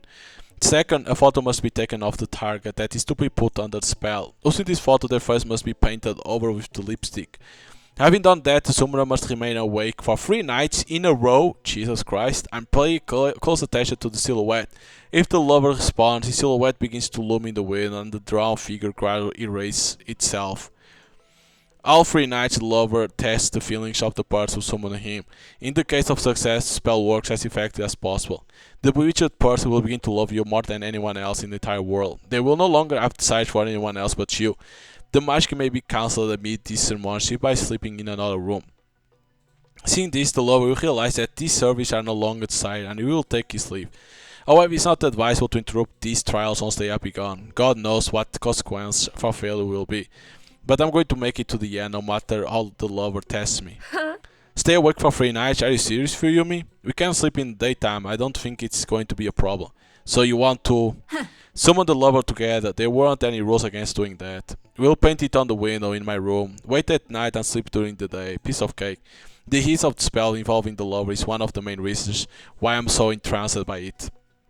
There's no need to leave the house, gather someone's hair or nails, steal or put an object down at the doorstep. All that needs to be done is to sit in front of my window for 3 consecutive nights. A small price to pay for my beloved to reciprocate my feelings. Mitsuki seems hesitant, but how exactly will he test us? That detail is strangely absent. It doesn't matter. You aren't going to change your mind, are you? It's then I realized that Mitsuki's words have no bearing on the matter. The story of the dead lover has captivated me. I'm going to do it no matter what, with or without a partner, and as soon as possible. Okay. Pink lipstick free. Okay. We decide to commence with the ritual for the following night. Everything goes surprisingly smoothly. New Year's vacation has just begun and my parents are away at work again. I print a photo of Senpai, I'll add story in my phone, go to my parents' room and pick up a tube of my mom's lipstick. She won't even notice that anything has changed. My parents never notice anything. My heart is pounding with anticipation. I can't believe that in just 3 days Senpai will be mine and mine alone. I can't wait for tonight. Finally, Mitsuki arrives. We have dinner, go up to my room and start preparing for the summoning of the dead lover. First, we apply the pink lipstick to our lips. It's the first time I've ever used a makeup. Yet another new sensation that thrills me to the core and makes the world blaze bright with color. Looking at my reflection in the mirror, I see a girl capable of making Senpai's heart race. Leagues above that dumb, timid girl who sat mute in her hospital bed, incapable of stringing together more than 2 words at a time. Mitsuki don't seem any different at first glance, and it involuntarily gives me a feeling of superiority. The next step. I draw a head on the window pane, then shoulders, an illusion of a person approaching the window and looking in. Except my room is on the 2nd floor, and it doesn't have a balcony. It looks both creepy and funny. Mitsuki looks at my masterpiece with a slight sneer. I hope this will be enough. I don't think girls are the type to be so picky about such pretty issues. Petty issues. He'll be testing our love, not our artistic abilities. I don't want to disappoint him. What if he takes offense and doesn't show? Then this ghost is a dime a dozen. I shake my head at disapproving and pull a picture of Senpai from the nightstand. He stands against the wall of my hospital room with a glow of joy about him. A dazzling smile shines on his face. My heart brims with tenderness when I look at him. At it. Alas, his enchanting smile has to be covered over with the glossy pink of the lipstick. Senpai head turns into a amorphous pink splotch. There's something creepy about it, but I don't understand what exactly. Mitsuki meanwhile pulls out a picture of the boy she's going to put under a spell. Bursting with curiosity, I peer over her shoulder. Standing in the photo is a blue-eyed guy dressed in a plain sports uniform. Mitsuki had taken a picture of him while he was playing soccer. The boy's frown seems a little plain. He doesn't hold a candle to Senpai, but I don't want to upset Mitsuki. How did you two meet? Mitsuki turns to me, holding a picture to her chest. I become gloomy for a moment, but right after that she smiles. He's my friend and older brother. Sometimes he and I cross paths when I go to her house. Aww. I see. Mitsuki's love story turns out to be surprisingly trivial. I was expecting a long story about childhood friend, how he once saved Mitsuki from bullies. Something at least similar to Senpai and I. Mitsuki paints the boy's face with lipstick. The movements of her hand are quick and confident. Soon, very soon. Feeling a bout of anti-energy, I approach the window where the lover's silhouette is painted and stare out. A circle of waning moon adorns the cold, cloudy sky. It seems both near and far at the same time. My gaze dials back to the pink outline on the glass. It's just like the moon, the spirit of the dead young man that's neither truly here nor there, far from this world and yet a part of it. Only those it chooses can meet him and have the chance to touch its ghostly apparition. It's exhilarating. I'm drawing in anticipation for the night to come. I guess I'm just crazy. Mitsuki turns off the lights. We sit on the bed and stare out the window. At first I'm unable to discern anything in the dark of the room. Gradually the furniture takes on a familiar shape and the outline of the lower head and shoulders shows on the glass. I clutch the edge of my sweater in anticipation. Mitsuki breathes quietly beside me. We keep our eyes fixed ahead. An electronic clock sits on the nightstand across from us. It reads 1:30 in the morning. My nerves are so bundled up that I feel completely alert. Mitsuki on the other hand occasionally rubs her eyes and yawns. She doesn't take the spell seriously after all. What's the matter? No, nothing. For Yumi. Yeah? Aren't you afraid? Of course I'm not afraid. I'm looking forward to the lover's arrival. I'm not. You?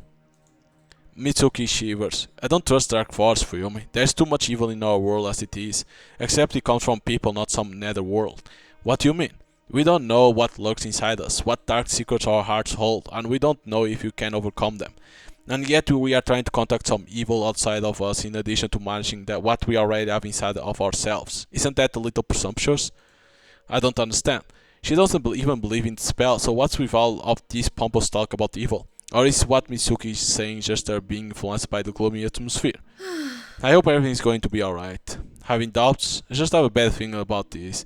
Her fear and mistrust come as an unpleasant surprise. In the end, even though Mitsuki and I are bound together by the same misfortune, there is actually a chasm separating us. I fix my gaze on the rudimentary painting of the lover. As I admire him, I feel my irritation morph into joyful anticipation. Silence. We sit in complete silence. The only thing that breaks that silence is the sound of our breathing. 1:20, 2:30, 45. Where is he? I begin to sleep as well. My eyelids weigh heavy. I yawn so wide that it stings my jaws. Mitsuki rubbles a pillow in an attempt to stay awake. 3:43. Mitsuki and I hold each other hand firmly. I take her trailing into my own body. He's there. The silhouette that had been drawn on the window fills with a black color. It's no longer simply an outline of a figure, but is now a full-fledged being standing at the window. His head bobs slightly from side to side, peering at the contents of the room. The figure feels cold and I expect him to bring the musty odor of a grave or rotting flesh with him. However, my nostrils are tickled by an airy sweet scent. The contrast is so bizarre that it is repulsive. This isn't a joke, right? No mere mortal could come to my window. My room is on the second floor. And we certainly aren't imagining. There is no way we could be. The drawing has indeed become a person or a dream? Quite possible, but when did reality end and the dream begin? Where everything is just like it was while we were awake. I feel Mitsuki warm next to me. My legs feel a little stiff. A yawn is lodging in my back of my throat. Struggling, I look away from the black figure. The room hasn't changed one bit. The clock blinks in time, displaying its bright light-colored numbers. Every piece of furniture is clear, visible in darkness. I can even count the number of textbooks on the desk. A dream couldn't be this vivid. I'm not dreaming. I'm the dead lover. It's real. I clutch Mitsuki's hand more tightly. It's him, right? It's definitely him. Yes. Mitsuki's voice is quiet and tense. He really came. He came to us. What now? I don't know. The lover will test our feelings, but how? I haven't thought about that. Maybe he'll ask us tricky questions, then we'll better choose our answers carefully.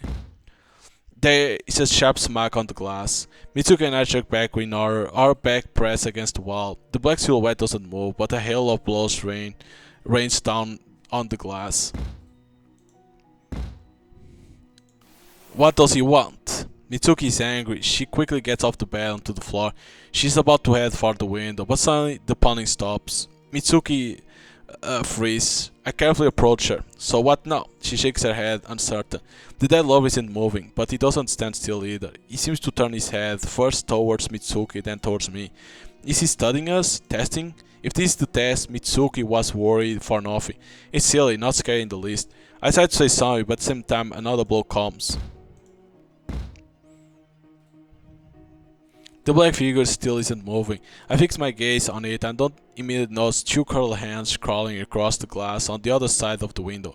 Their knotted fingers move silently, as if warming up for a game of rock, paper, scissors. What does this mean? No idea. The hands freeze for a moment before they scrap their index fingers against the glass. Does it want to come in? No way. The mysterious creature ignores Mitsuki's objection, instead pressing both of their palms firmly against the window. Then they push so hard that the window begins to rattle and vibrate. Having failed to achieve the desired result, the hands relax before poking at the glass again with its index fingers. Around the entire minute passed and nothing changed. The hands failed to enter my room. Phew, only now are we able to breathe again. It shall not pass. Mitsuki stammers as she sees the curled fingers hit the glass with their fingernails again. After which, they pass through it as if the window had been mere illusion. How? We are back again. We back away to the door, but freeze when we realize that the ants aren't trying to sneak into the depths of the room. They hover in the air, resembling an unnerving art exhibit, and freezes as the dead lover remains frozen. The sweet aroma becomes noticeably stronger. The hands twitch, coming to life, and synchronously draw a vertical line in the air with their fingers. A streak crawls across the glass from top to bottom next to the black silhouette. The hands keep moving and another line emerges, and another. How? Is it possible for me to take my eyes off of the eerie spectacle, which seems to reminiscence of a well-practiced dance? He's writing something. Mitsuki takes a step back. Writing to us, yeah. The lines from a word. It has to be read backwards, like a message throughout the looking glass. Go. The dead lover ordered us. Go where? I look around and then the door to my room opens slightly. Another hand obliquely clutched the doorknob, peering out from behind the wall. Looks like a cheap horror movie. There are nervous notes in her voice. Let's go. Unlike Mitsuki, I'm brimming with impatience. He's calling us. I pull Mitsuki out of the room. Of course, the black silhouette, the creepy hands, and the opening door scared the crap out of me, but I'm not going to stop. My curiosity is stronger than my fear. What else will I see today? What new feelings will I discover? It doesn't matter if they are positive or negative. I want to feel them all. We leave the room. The hand vanished. Damn, I want to know what its owner looks like so badly. The hallway is dark and silent. Even the dust in the air seems to have frozen in place. But in the darkest corners there are obsidian clots that coil and entwine like slithering serpents. He was banging on the window so hard that he could have woken up the entire neighborhood. Why is nobody awake? Maybe we are the only ones who can hear him? What's wrong? Will they hear us if we call for help? Call for help? Why? The law will only punish those whose feelings aren't strong enough. What does that have to do with us? Everything is going to be alright. Sometimes I don't understand where your confidence comes from, Fuyumi. Her statement sounds like it wasn't fully finished. Where does it come from? Bravery or foolishness? Is that what Mitsuki means to say? Irritation surged through me once again. Come on. Ah! The sound is so sudden. Mitsuki and I flinch, almost trip. I nearly fall back into the room while Mitsuki leans against the wall. What? A message. With a trembling hand, I pull my phone out of my pocket. An icon glows on screen, notifying me of an unread message. Huh? At this hour, who? Senpai? Mm. No, the number is hidden. I show Mitsuki the phone, the screen light illuminates her tense face. Don't stall. I press the button and a message opens. Are you brave enough? Huh? What? Maybe you'll demand an ordinary test of courage. We are not in kindergarten. Our fingers are worthless if some hands are knocking on the windows enough to scare us away. Come on. We stood in front of the stairs leading to the ground floor as the silence is cut through by a melody again. I impulse open the message. Once you step on staircase, you will regret it dearly. I don't get it. Is he warning us?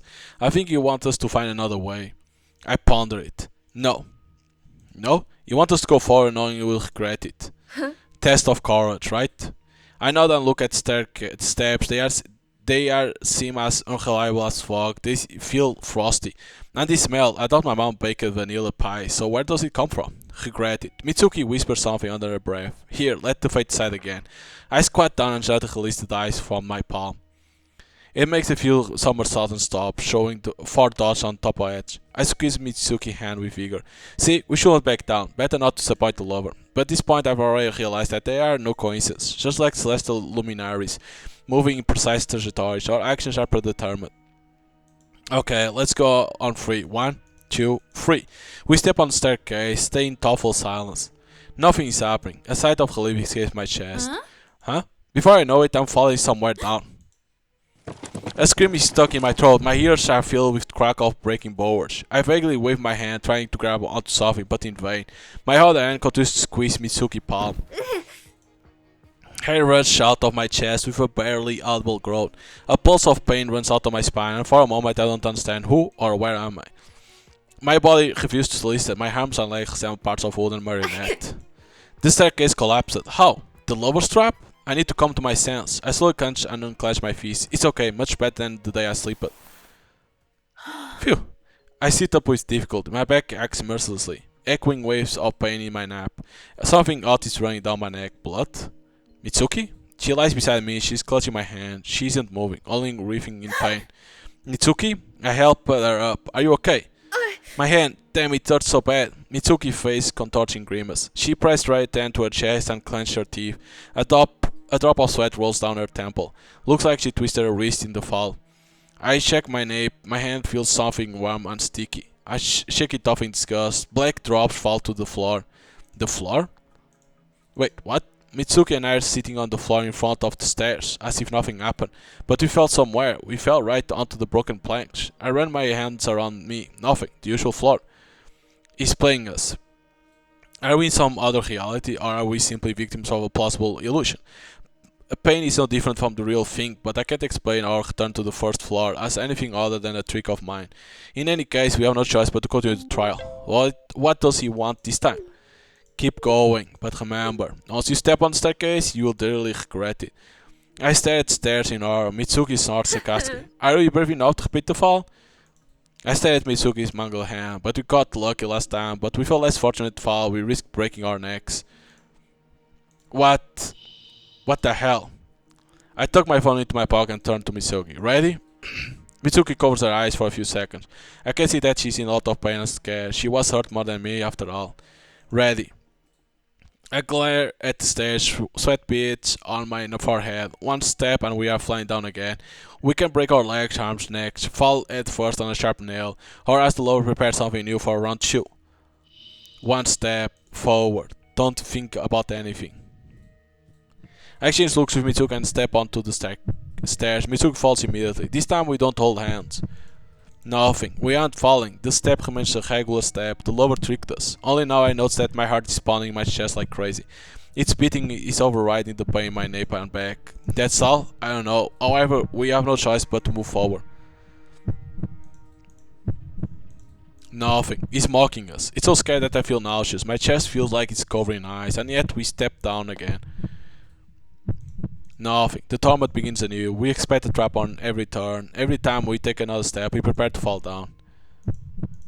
But nothing happens. My bangs are sticking together with sweat. I wipe my forehead with my sleeve. My throat is dry. We walk and walk, and at last, we walk down the last step. Mitsuki nearly falls to the floor, and I can hardly stand on my own 2 feet myself. Descending the regular staircase proves scarier than the proverbial fall. It feels like going down it took us hours. If the Lord wanted to wear us out, he's done a fine job. Is that all? Have we passed it? I don't know. Oh no. I pull out my phone and read another message. Kitchen. Well, we have to go. The trials are over. Come on. You seem to be enjoying this. What makes you say that? You are smiling. I do? I didn't even notice. I'm still nauseous from the anxiety. My nape is acting like hell, but am I really enjoying this? I'm not sure. I'm too anxious to accurately characterize my condition. There's no one in the kitchen. I shake my head, not sure what to do next. And then, black flash glimmer before my eyes. It's like a flock of agitated bats has rushed at me. A couple of times I feel a weightless touch on my cheek, but it doesn't hurt, as if someone's fingers are studying my face, trying to penetrate deep into my mind and read hidden thoughts through tactile contact. The strange vision lasts mere seconds. The world freezes again. The black flash dissolves like a haze, revealing a different, more terrifying sight. The kitchen has changed. No, it's like the world around us has changed. Like Mitsuki and I are sucked into some horrible, unreal nightmare. A strong, clawing odor hits my nose, and nausea assaults me with renewed vigor. Mitsuki presses her hand to her mouth. Her gaze is running frantically from side to side. Where are we? He's still playing us, carrying us. If that's the case, he has a rare talent. I try to take a step only to realize that my feet are bogged down in a thick brown substance. It covers the floor in an even layer, which is up to my knees. Disgusting. Not knowing what to make of it, I make my way to the kitchen table and run my hand across it. The tabletop is smeared with something viscous and sticky. What do we do now? Give a piece of yourself in the name of love. What? Mitsuki and I exchange looks, and then something falls next to us with a nasty splash. My nerves are stretched to the limit. I jerk backward, subconsciously expecting the fallout beneath my feet to disappear again. Grab it before it sinks. The object for now resting on top of the leg starts to slowly sink inward. I try to grab it, but I miss, and my palm catch a handful of slimy slop. Hurry! I'm on it! On the second time, I manage to grab the oblong handle. A knife. Give up your pinky fingers that I may enjoy them with the scarlet thread of fate to your beloved ones. Unbelievable. Even in the darkness, I can see Mitsuki turn dramatically pale. He wants. It's a no-brainer. She nervously squeezes the pinky finger of her right hand. There is no point in panic and shouting. We have no choice. The lover isn't asking. That's an order. Don't be afraid. This isn't real. The kitchen, the key, knife, blood, all of it's an illusion. How else do you explain falling down the stairs? It's a dream. Just a very plausible dream. I place my left hand on the kitchen table. It immediately gets stuck in something sticky. My right hand, with the knife trembling with anxiety, hovers over its pinky finger. Ha! Sweat rolls down my forehead in large hailstones. Fuyumi. For a moment I think Mitsuki is about to start talking me out of it, but she stammers and falls silent. What can she say? Which argument to use? Exactly, none. It's not that hard, is it? Carly thought flicker at the edge of my conscience. I want to drop it and run away because what's happening is pure madness. But I look around and realize that there is nowhere to run. I'm not in my world anymore. Where can I go? And where will it lead to? I shudder with fear. What if we are stuck in this bloody nightmare forever? What does it take to wake up in my room? Erase the image of the lover and forget everything? I sharply shake my head. I'll cut these cowardly thoughts of me, cut them off with my pinky finger, for the love of senpai. I grit my teeth with force, cold steel touch my finger. Come on. I drop the knife and jerk my hand away in a burst of unbearable pain. For a moment it seems as if my hand and the finger laying on the table are connected by a thin scarlet thread. No longer holding back tears, I press my hand to my chest. It hurts like hell. Mitsuki is looking at me with a direct, impenetrable gaze. She resembles a marble statue, forever frozen in one pose. I rush to the sink, grab the first towel I can find, wrap it around my hand. And only a few seconds later I realize that it's completely soaked in blood, not mine. It takes a while for the noise in my head to subside. The pain dulls. Mitsuki speaks for the first time. Now it's my turn.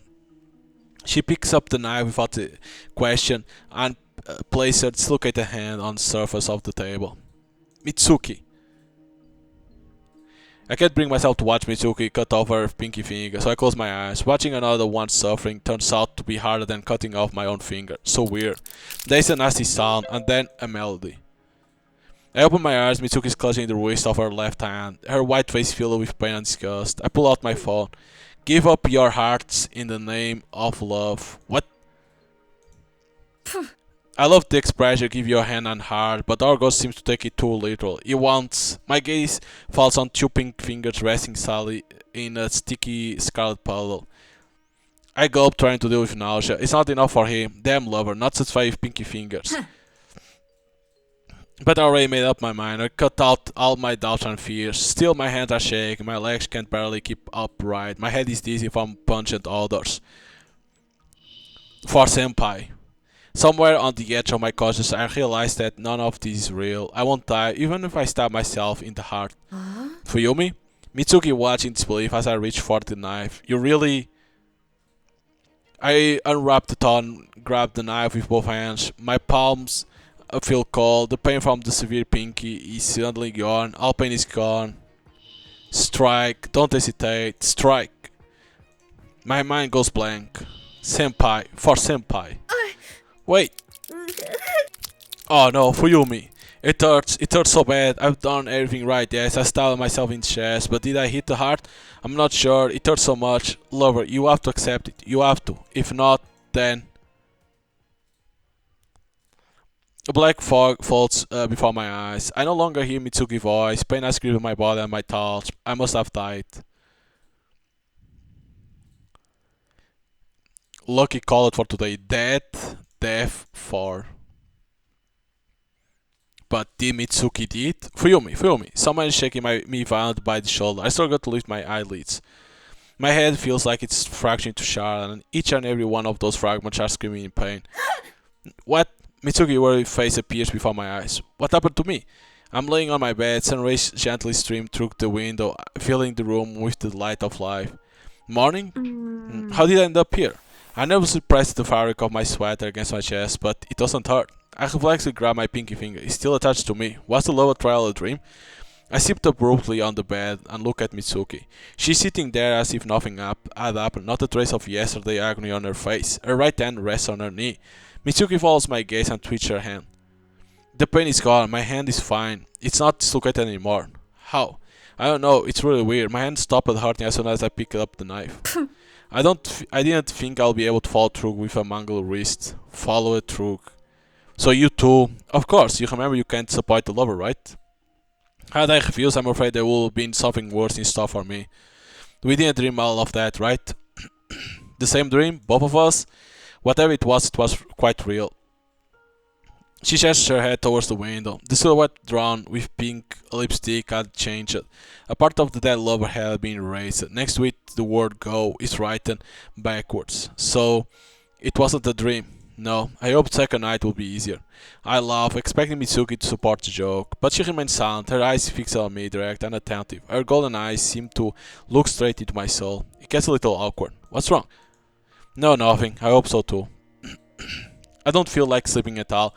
I originally thought the lover challenge would last all night, but I was wrong. It didn't take us more than an hour to get from my room to the kitchen, so Mitsuki and I slept like corpses through the night. As a result, during the day, we rest and specifically don't touch topics related to the spell. However, my thoughts keep returning to the ritual. What else will the lover want from us? We passed the test, of course. We overcome fear and gone through pain.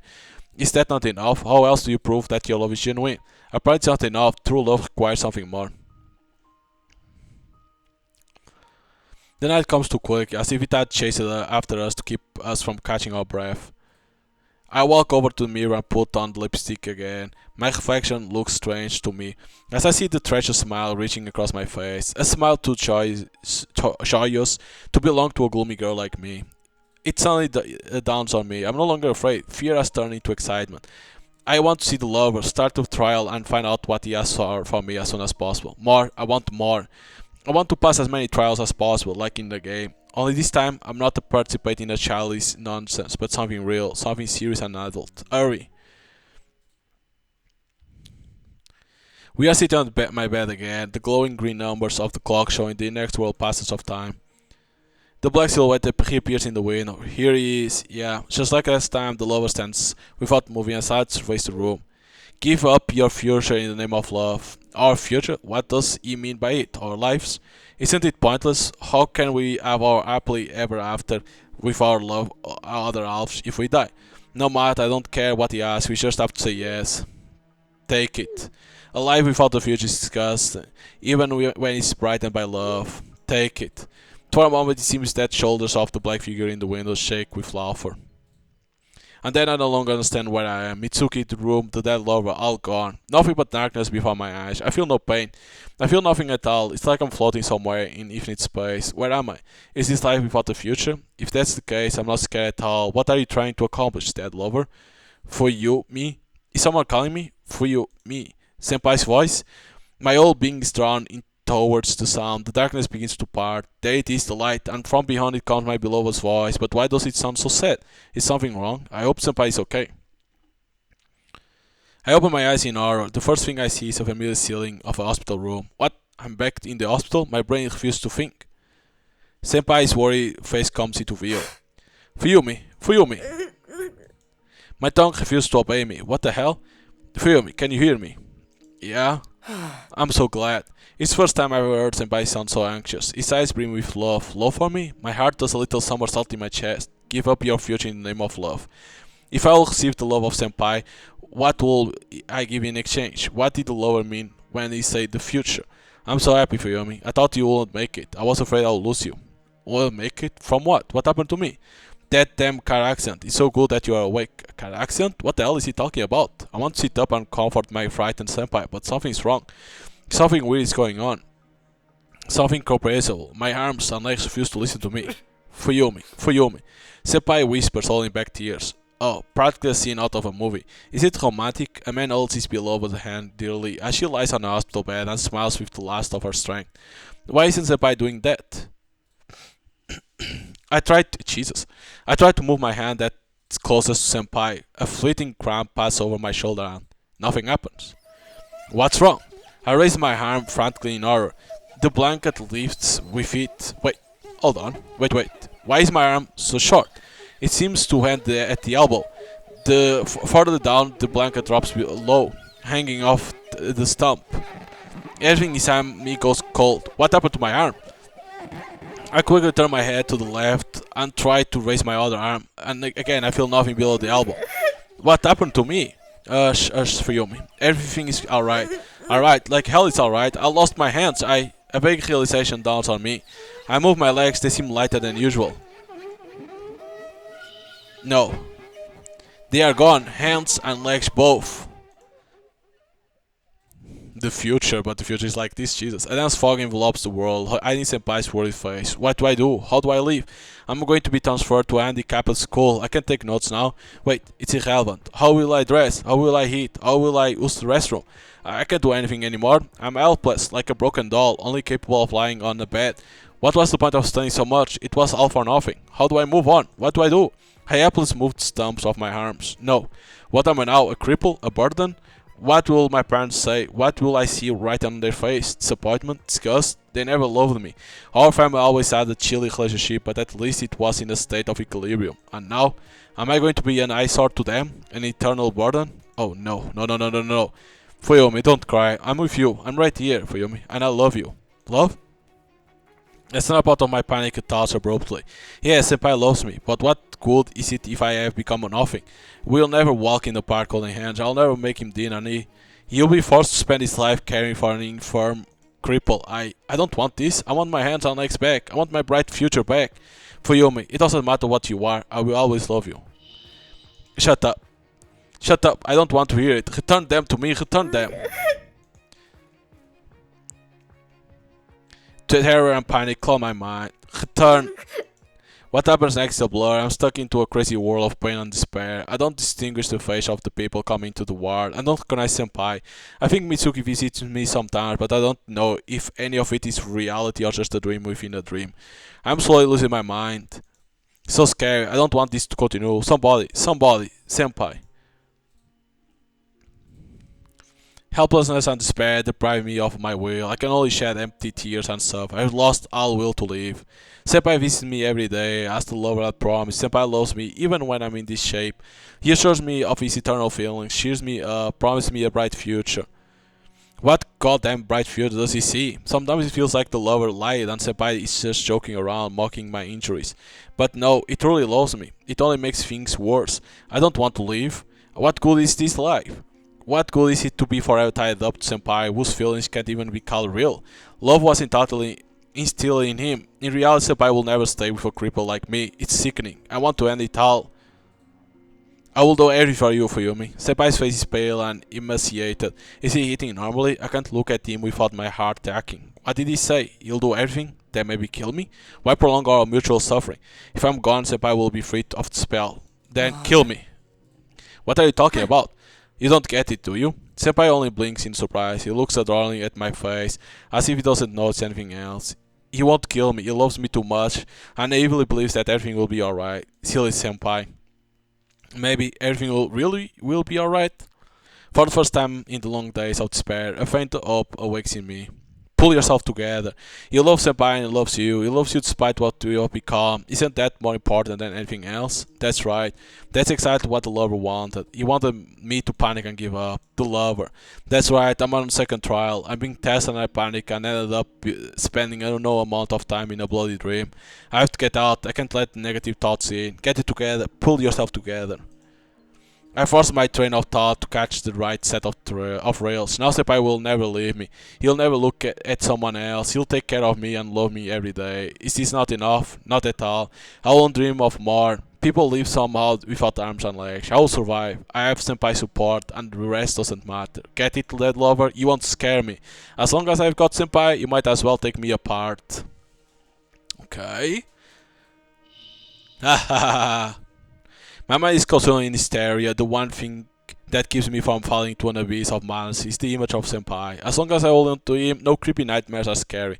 Maybe I've lost my mind, but I'm not giving up, and I never will. Okay, lucky color for today. Did you really agree to this? The lucky object. Is love so important to you? The lucky number. Are you out of your mind? Like the ghost saying that. I wake up in my bed in the morning. Tears stream from my eyes. My lips curve into some sort of crooked grin. Mitsuki is lying next to me, face buried in a pillow. She's shuddering with sobs. Mitsuki?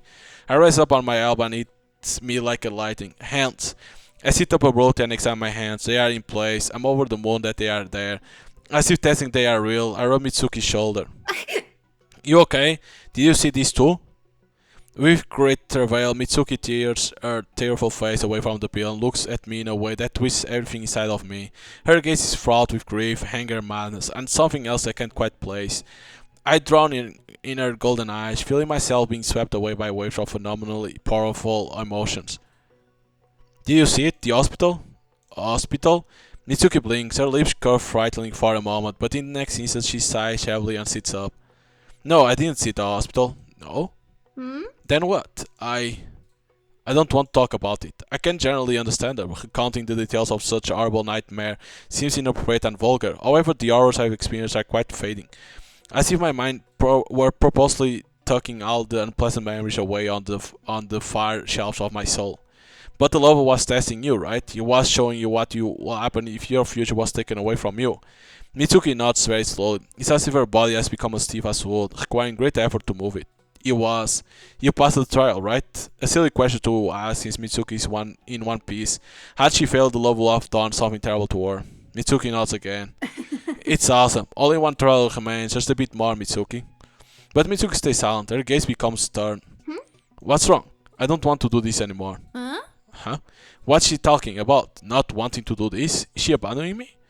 What I saw this night, I can't take any more for Yumi. The fall from the staircase and that knife were of course not quite pleasant, but what I went through last time? No, I give up. I can't. You can't? If you want, I'll stay the night with you here in your house so you won't be alone, but I'll be downstairs in the lounge. Maybe the love will be disappointed in me, but I'm not willing to play these games anymore. Mitsuki has decided to give up. She's afraid that she won't make it through the third trial, so she's simply stopping halfway. This way she'll never get her beloved, but neither will the lover punish her for failing the trial. You know, I decided to pursue love on my own terms without depending on some otherworldly force, and if it doesn't work, well, that's life. You should respect the feelings and choice of the person who rejects you. Otherwise, a disaster might happen. Well, whatever she saw, we never know. Mitsuki doesn't say anything else. She's quiet and grim and serious for the whole day. I'm filming. How could she back off when the goal is so close, especially after what we have been through? Mitsuki got cold feet, but I feel ardent. The world seems surprisingly simple. Come quickly, dead lover. I can't wait to defeat you again. The night comes. Mitsuki goes down to the ground floor to sleep on the couch like she'll say she would. I walk over to the mirror and perform the now familiar ritual. The lipstick has taken on another hole, but just as well, the lighting in the room seems somehow strange, otherworldly. Are these my eyes, my face? The features reflect the mirror are outraged symmetrical. A smile of anticipatory joy plays on the lips. A black wrinkled palm rests on my shoulder in a reassuring gesture. Beautiful, like a macabre art piece. Is this how that lover sees himself when he looks in the mirror? How I envy him. I step away from the mirror and sit on my bed, waiting for the trial to begin. It's exciting in its own way. All alone? No. He's standing next to me, separated by only the window pane. I don't just see him, I feel his presence. He isn't looking around the room anymore. Now he looks directly at me. What are you waiting for? Hurry and begin the trial. I'm prepared to accept any and all pain and suffering. That's not so difficult to accept, is it? Haha. The silhouette in the window twitch. Have I scared him? I press my palm to my mouth to keep myself from laughing. Here it is, the final trial. I read the message. Only fools revel in suffering. Huh? Is he mocking me? I roll to look at the window, but I don't see the lover's figure. Uh-oh.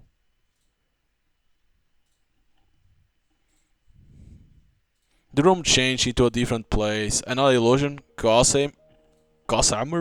Huh. Lover, you are repeating yourself. Translucent clouds hover around me. I reach out trying to grasp the floating mist, but I can't feel anything. Where am I? The lover didn't even say what I have to do. I reach into my pocket, but I can't find anything. My phone is gone. How am I supposed to get directions now? In any case, there's no point in standing still. I step forward and the world shakes. No, it's not the world that shakes, it's me. I'm shaken with sudden feelings.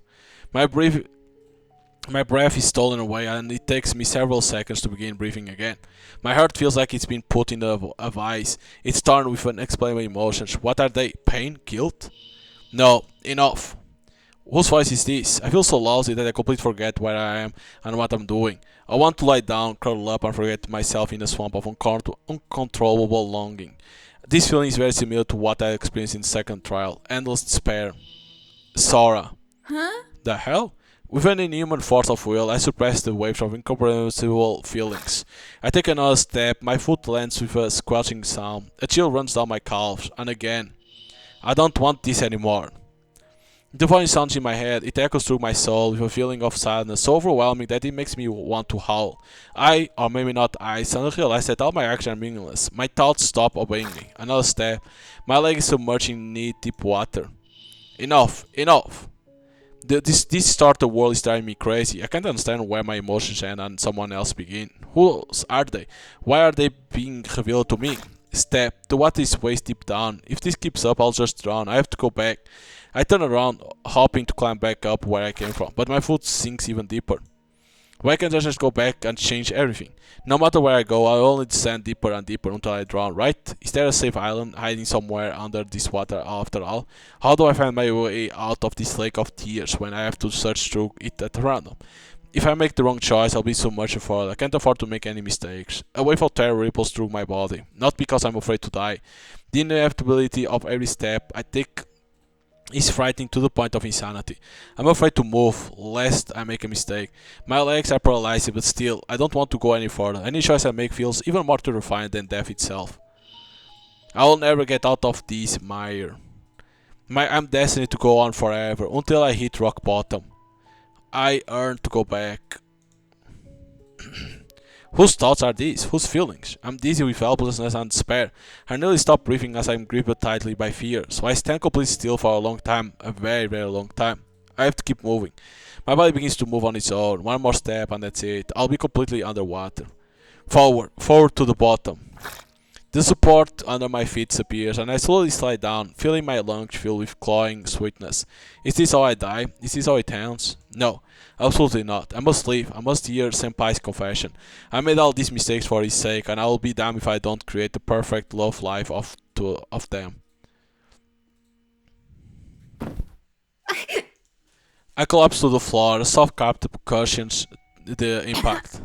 I cough, the only sounds coming from my throat are wheeze, as if my lungs hadn't been filled with water just a second ago. Is the trial over? Am I alive? And where am I this time?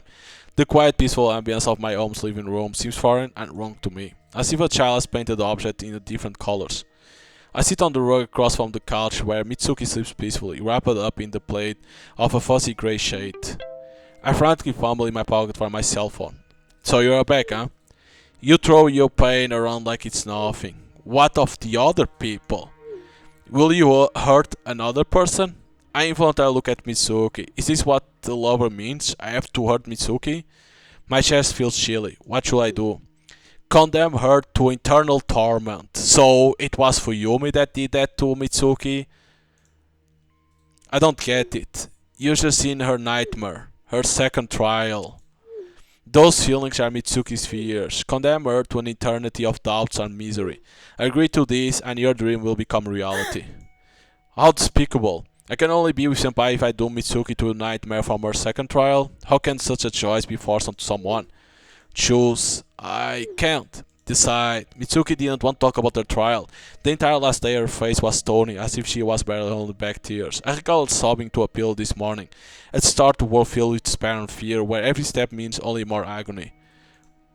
And I'm being asked to condemn Mitsuki to death?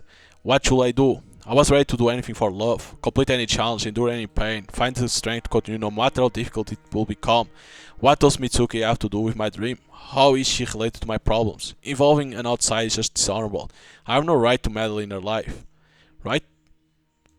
Could Mitsuki have foreseen what the third trial will be like? Was that why she refused to continue? No, I just can't. Are you sure? The lover seems to mock me, as if he is punishing me for my arrogance.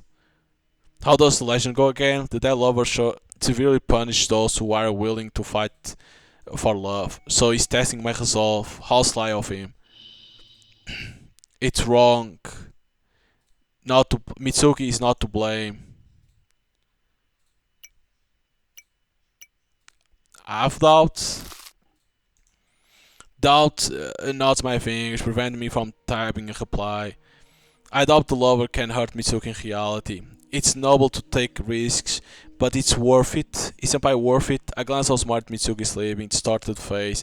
She will never condemn another person to suffering. She certainly won't agree to the dead lover's condition. She won't agree to condemn me to torment.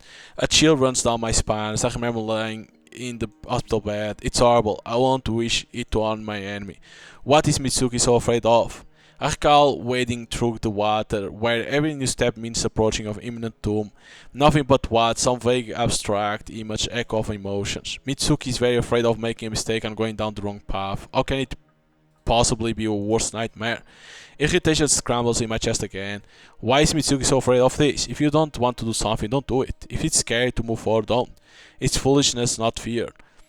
She has imagined horrors and is shaking at mere thought of them. Although in life there are far more nightmarish situations, like being left with no arms and legs. So why do I hesitate? Mitsuki is strong. She can easily endure if she puts her mind to it. Senpai and I will support her. Yes, of course, together we will overcome the hardships of her second trial. They aren't that bad. I smile contentedly, having come to a logical and sensible conclusion. Isn't that a happy ending? Oh, I bet the lover agrees with me. Belittling another person's suffering is even more selfish than condemning them to it. What? I don't get it. Your vision is not the universal truth. How come? I'm just being logical. People live in a world where there are certain rules and laws based on two commonly accepted notions. If everyone starts thinking that only they are right, the world will fall apart. And that's why middle ground is so important. Proceeding from concepts taken as obvious, collect and logically verifiable truth. Yes, Mitsuki was scared, but her fears don't hold a candle to the nightmare from my second trial. What a naive and selfish judgment. He's mocking me. I shake my hands in frustration and walk across the room, trying not to look at the sleeping Mitsuki.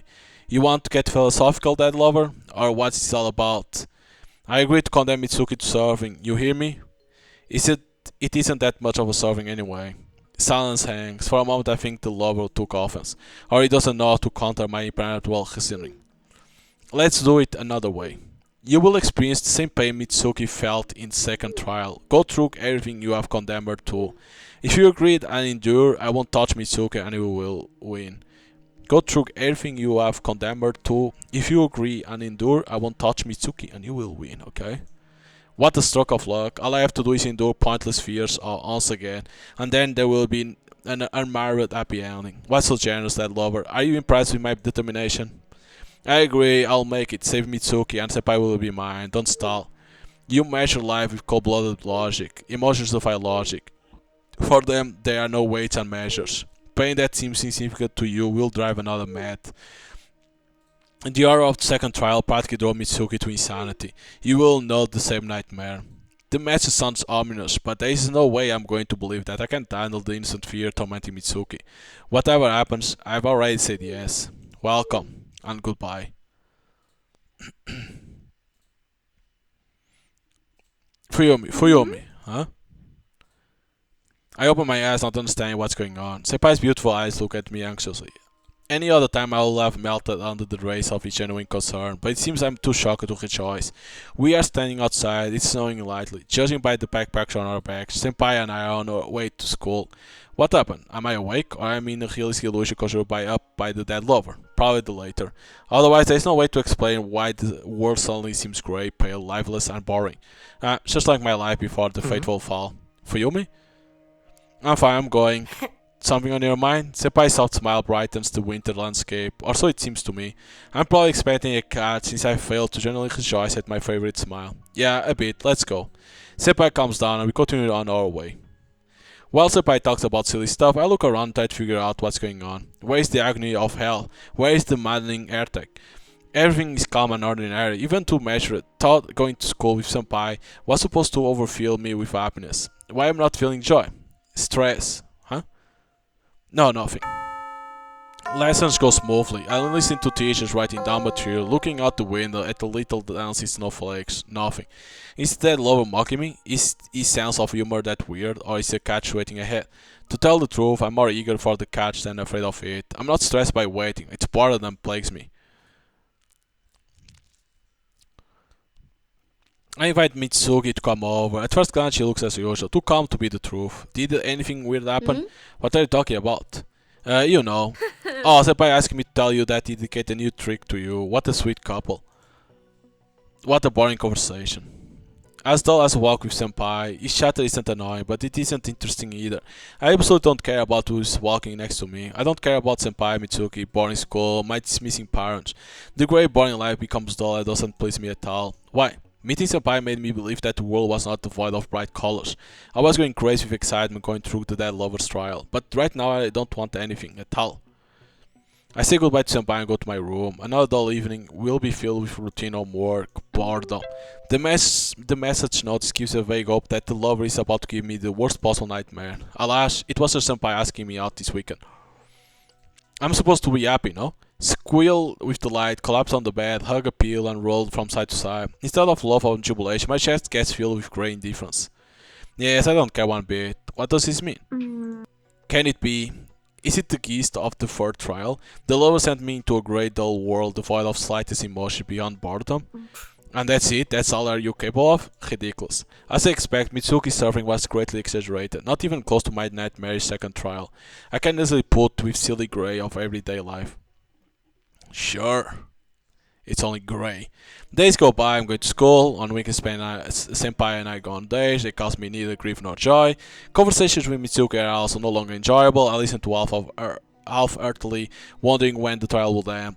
Probably soon. The lover can torture me forever. Days go by, so do weeks. The world is dull and grey. I don't feel anything at all. No, not quite right. Pressure is building inside me, as if someone is blowing up a balloon.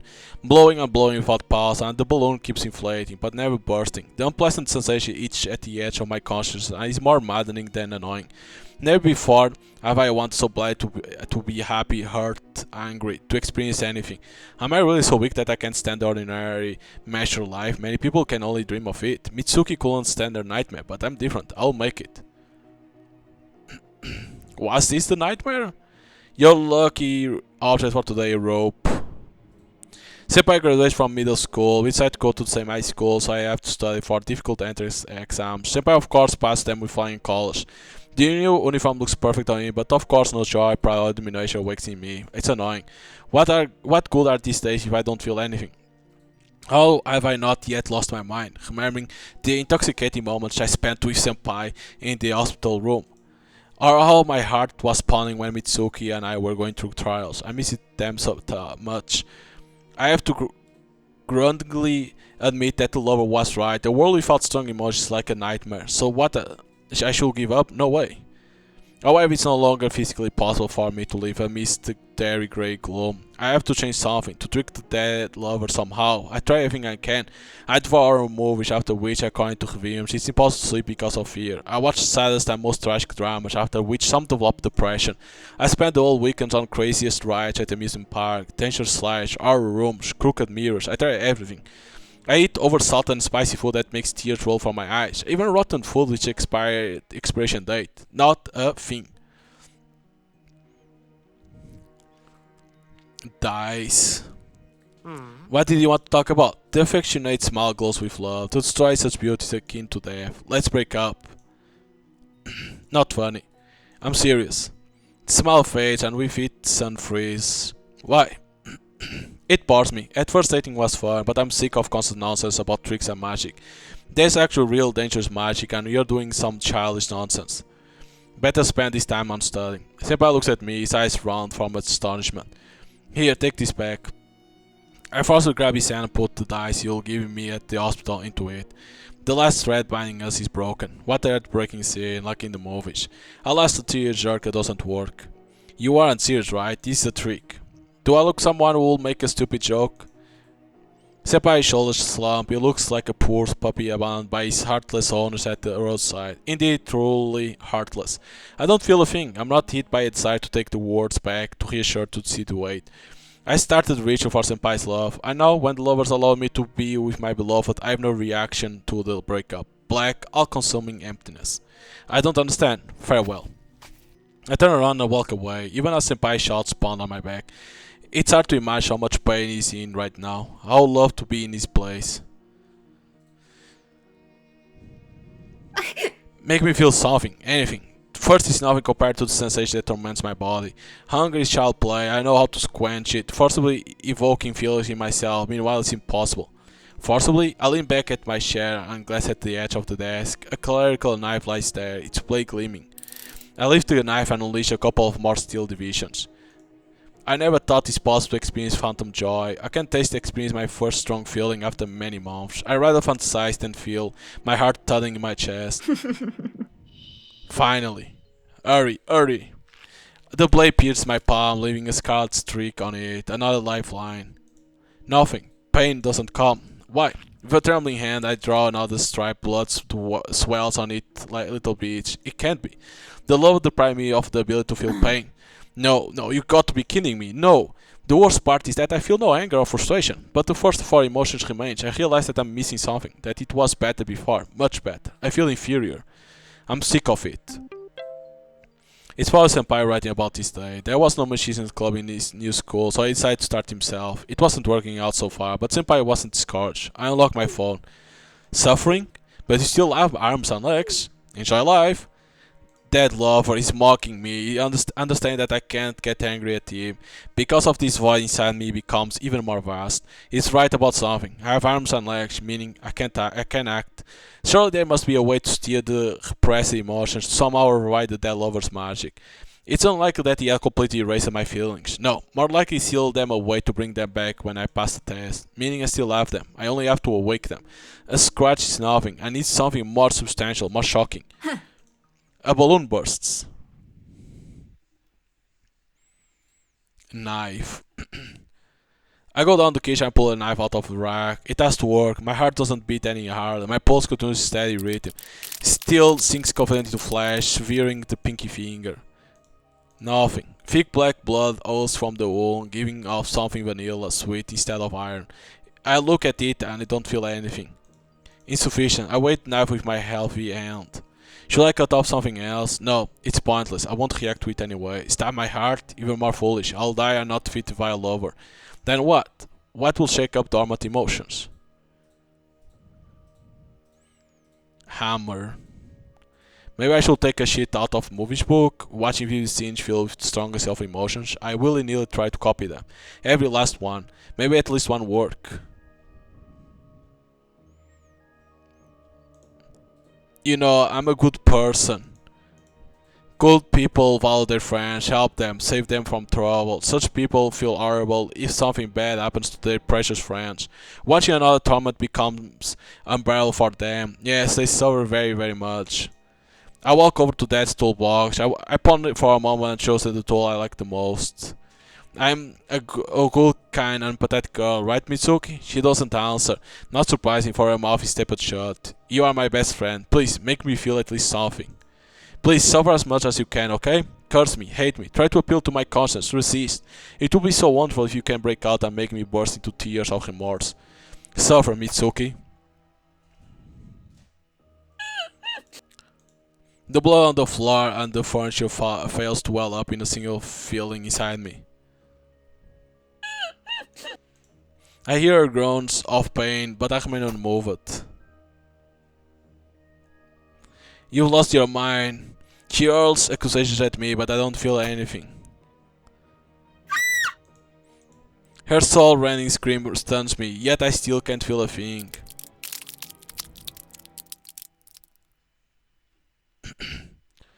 The street is partially lit by street lights.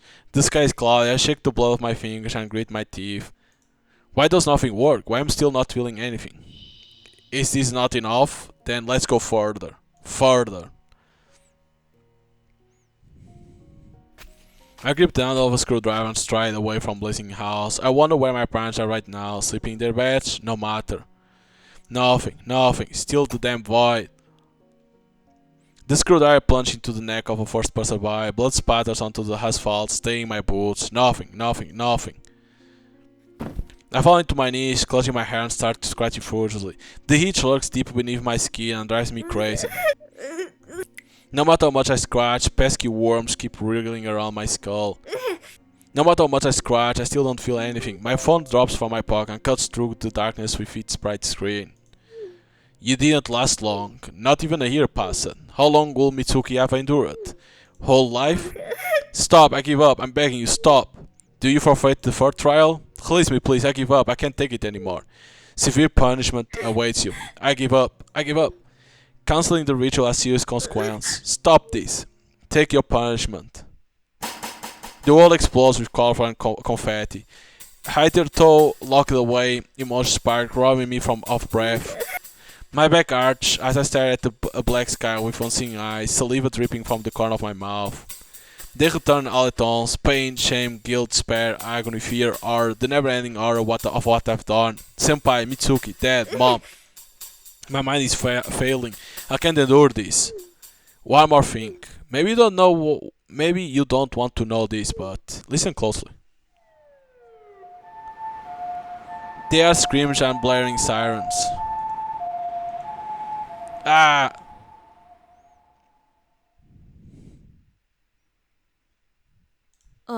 Okay, what's wrong? Tomo, I feel a bit dizzy. Do you see something? Hold on, I think something's wrong. You're right. Tomo points at the box. Darkness is swarming inside, alive and sticky like honey. Nothing has changed. It seems I've done something wrong. I'm not sure. The memories are so strong. It's like I'm watching from the side and experiencing them myself at the same time. It's very unusual. What could you do wrong? Suddenly Tomo gasped her eyes wide. Did you not like something? Yeah, that's right. I didn't want it to get worse. I felt sad and scared and I decided to watch the other turn of events. How? I'm not sure, but you may have tampered with the memories and altered them to suit you. Is it possible? I'm not sure of anything. It's weird, Tomo. Why has my imagination turned out to be so scary? Because you felt scared yourself? Scared? Yeah, it's quite like so. When you are scared, your head usually doesn't work right, like a motor of a broken toy. I'll try again. Good luck, I fear nothing. I touch the box and the world fades away. You got a bad ending. To unlock the other two bad endings of this arc, make the same choice. Some bad endings actually are inactive and can be reread from section in some bad endings actually are inactive and can be reread from section in my menu.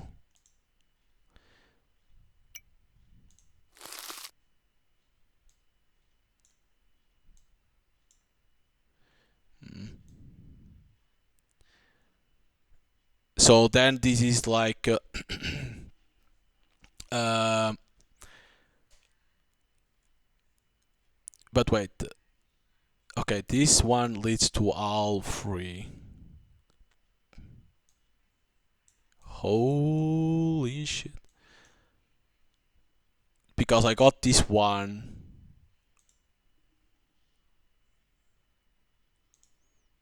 By the way, oh, you need to click always over here. Because the box will lead to different characters. So in here,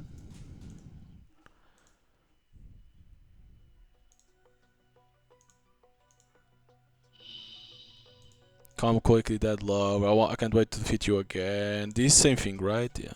Can't use skip.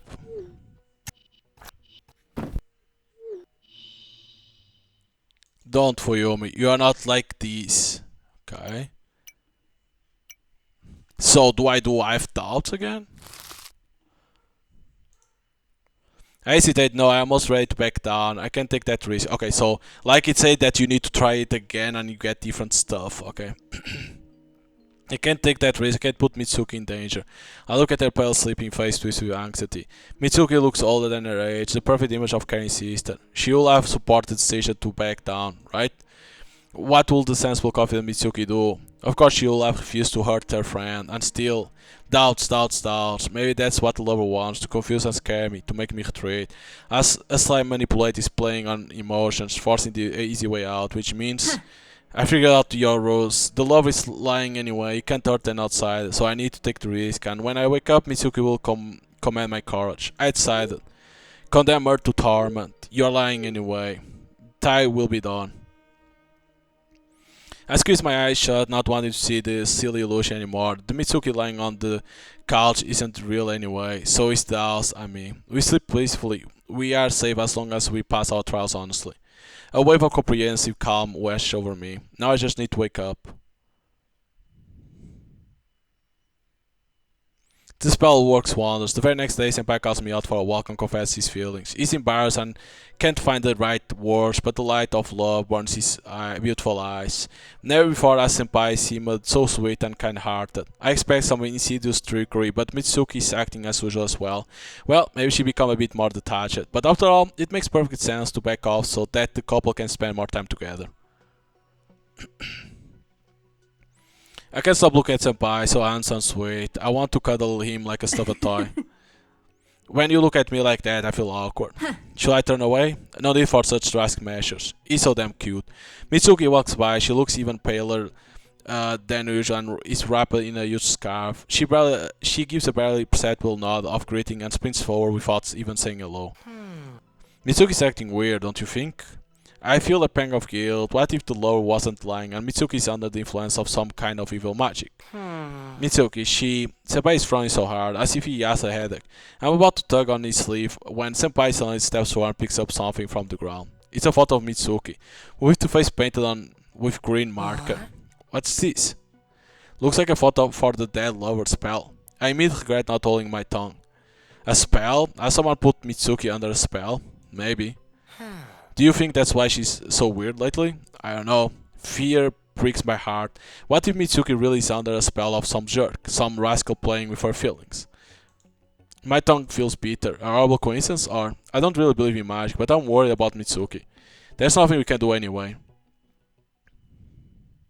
Is this a bad ending or what? The fog of love proves incapable of quelling Senpai anxiety. He's gloomy and brooding, even if he tries to smile serenely when I'm around. Mitsuki continues to avoid us, looking more and more like a reanimated ghost of each passing day. The circles under her eyes become black as if they had been drowned in charcoal. Senpai crosses paths with her at the Magician Club every day, which fuels his anxiety more. I want to console him, but how? And even better, to help Mitsuki. One day we are sitting in my room, truly accelerated moment. However, Senpai is in no mood for romance. I know what we should do. Hmm? Huh? Senpai face was so close I can count his long eyelash. There is nothing about it on Shamrock, so I needed to do a lot of searching. Searching of what? Looks like lifting the spell is interesting enough to post it on the Huh? site. What? What is he talking about? It took me some time, but I managed to learn that the dead lover ritual can be cancelled. Senpai, I flash with delight. I feel a strange feeling akin to jealousy. Hold on, are you sure Mitsuki is under a spell? Maybe she's sick or there is trouble in her family. No, I ask, everything's fine at her home and you don't go to school with such serious illness. You saw her, Mitsuki looks like she's about to die of attrition. And then there's that photo we found. I'm positive that she has been bewitched. I don't know how to answer to this. A painful familiar feeling swirls in Senpai's eyes. Obsession. And not just any obsession, something weird, otherworldly. For some reason, looking at Senpai, I remember the black ghostly silhouette in the window of my room. Do you know the legend of the lover? For some reason, I shake my head negatively. A certain young man loved a girl, but died because of an accident. The girl didn't grieve long and found another guy. The lover's heart was broken. He began to help the unfortunate lovers from the other side of the world. Those who aren't willing to fight for love, he punished severely. It spices the thought that for someone, love is a furious game that easy to dismiss. I see. That's why I didn't risk to back down. Who knows how the love will have punished me? Because of this, canceling the spell is very difficult. There is a heavy price to pay for foolishness. I'm getting worried. As much as I feel for Mitsuki, I can't let Senpai to come to harm. It's too dangerous. No worries. He smiles synchronously. In any other case, I will have marveled at how reliable and brave he is. Oh. So what's required? Senpai nods happily, as if he's been waiting to brag about the rare information he had found. The constellation ritual is performed in the place where, according to legend, the dead lover took his last breath. They say that his beloved was very fond of primrose, so it's necessary to bring a bouquet and burn it. And of course, you need to offer the lover a gift, something valuable that can count as a payment for the trampled love. Like what? Not some material gold, something very important to you. Don't be afraid, I know what I'm going to sacrifice. I think my love for tricks will be enough. I don't understand. I will never touch a cylinder and a magic wand again in my life. But you love tricks so much, you finally managed to recruit people and officially start the club. That's the point of sacrifice, to lose something important. Better to forget about tricks than about you. You are my most precious treasure. Sensing Senpai's loving gaze becomes unbearable. What's more, I'm starting to feel guilty. I'm the one who condemned Mitsuki to suffering in the third trial, and now she's suffering because of someone's spell. Why should Senpai pay the price? Hmm. Is there no other way? Alas, how do we know where the dead lover died? It was difficult, but I managed to find out. It's mentioned on one mystical forum that the unusual flowers bloom where the dead lover died. Not the primrose that his beloved adored so much, but eerie and repulsive green buds. It sounds very much like anacorish. Huh? I know what? Anacorish. They say it blooms all year round and can grant any wish. Well, never heard of it. Anacorish only grows in one place outside town. It won't be hard to find. There's a cave nearby. What a coincidence. An urban legend characterizes exactly where the magical flowers bloom later. On the contrary, if rumors are to be believed, Anacorish appears where the three people are destined to die.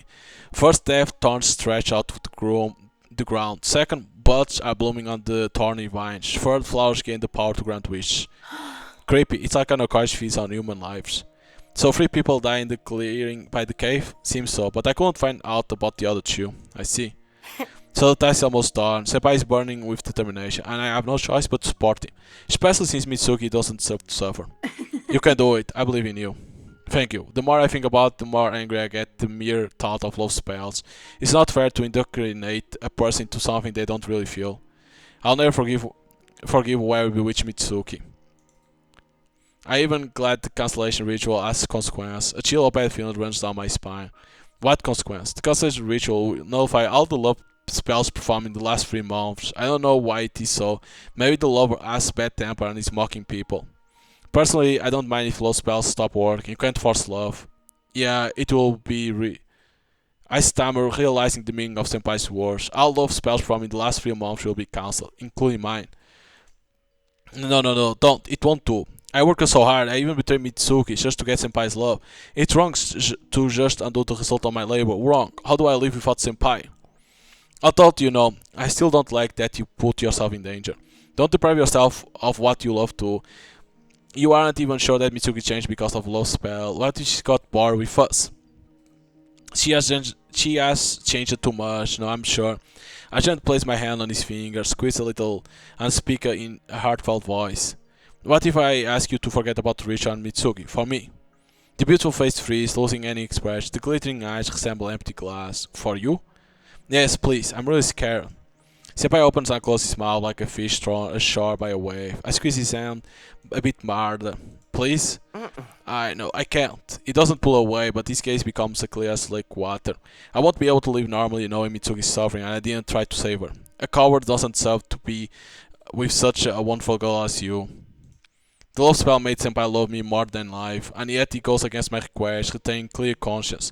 Amazing willpower. I would have fallen in love with Senpai again for such a heroism, and add our bright future with him not being jeopardized. Fine, but I'll go with you. There's no need, I don't want to drag you into this. No way, I can't help you with a constellation ritual, but I will at least be there for you. His eyes flash with love. I make myself believe it's a spark of true feeling, not that lover's magic. We go to the cave the following week, and the race isn't far, only a couple of stops, and I pray desperately that the time will stretch as slowly as possible. In my hands I hold a huge bouquet of primrose. According to the instructions, the ritual requires 43 stems adorned with lovely little flowers. Senpai is foxed to the extreme and looks older than his age. The correct facial features become even more beautiful in the rays of spring sun. I admire his long eyelash and realize that I will do anything not to lose him. We get off the stage and walk for a while, admiring the sleepy quiet of the suburbs. Soon a small forest begins, and a slight overgrown path easily leads us to the cave. Oh. Well, the glade is covered with thorny vines of a plant unknown to me. Here and there buds flash with an alarm murky green fire, and a chorus.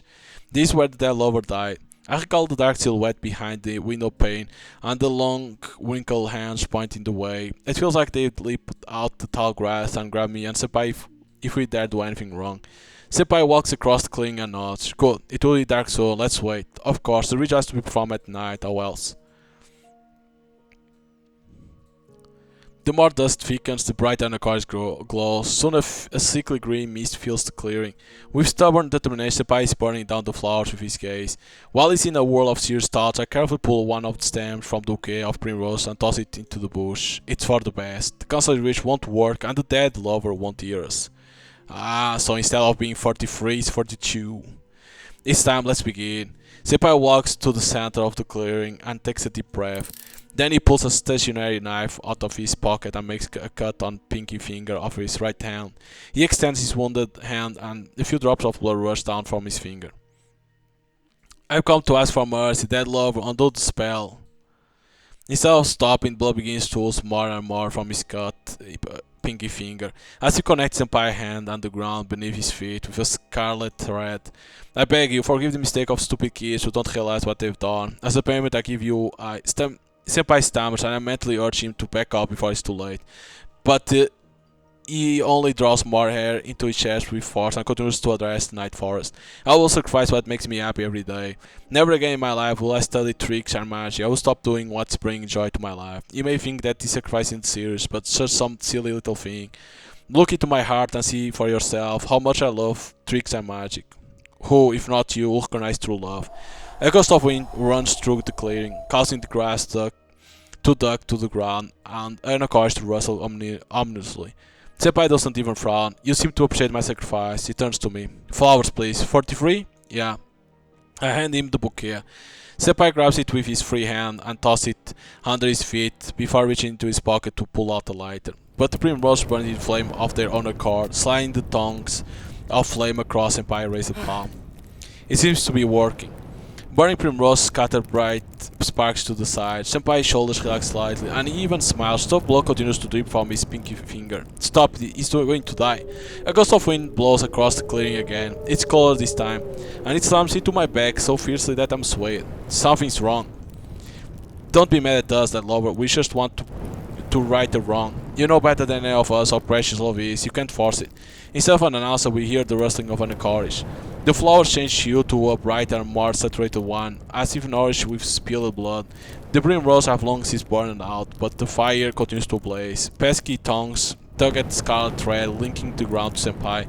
They seem to wrap themselves around the pouring blood like a small vine. He's angry. I don't understand. Let's get out of here before it gets worse. What went wrong? Let's go. All's well that went well. The love is displeased. The constellation rituals fail. We can safely return home. The fire rushes upward, enveloping Senpai's hand. The blood stops pouring, becoming hard and still as root. And of course, stems creep upward, enveloping Senpai's hand, becoming one with it. Senpai's hand loses its familiar shape. There are 3 roots sticking out of his sleeve of his jacket, and the courage buds spring up here and there. Don't stop! In the sparks of the fire, Senpai's eyes burn with terror. In desperation, I rush to the spot where I had thrown the 43rd stem. Here it is. I threw the flower into the flames, hoping that the love will temper his wrath. Nothing changed. No, it wasn't supposed to be like this. I rushed to Senpai's aid, plucking, rappling, growing vines of him. Leave him alone. Senpai no longer has legs, only roots, staunch and almost completely encircle his body. I feel a stab of pain, a little sharp vine pierce my hand. More and more vines rush toward me, forever connect me to Senpai. Get off of me, enough! No! It is painful and unbearable. The only thing worse is the realization that Senpai isn't screaming anymore, and neither am I. The glow of the flames goes out, then the courage no longer rustles, the cloying fragrance dissolves. I no longer feel anything. They become roots, is it? Yeah. It shows like a heart. They become roots. A heart.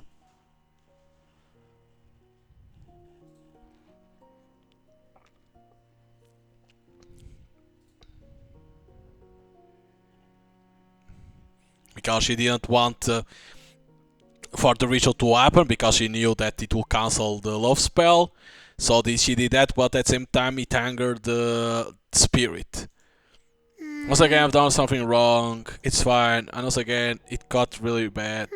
Maybe I should be alright, make up horror stories and stuff. I don't want to read horrors about Tomo bears. Yeah.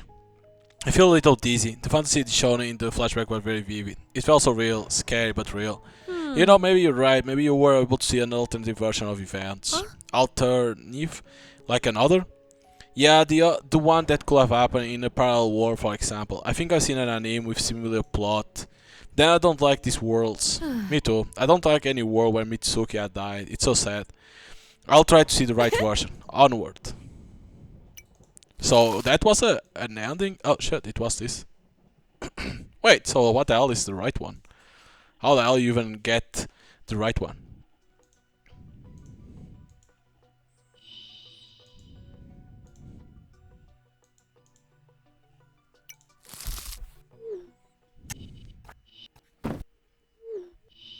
Don't give in. Don't betray.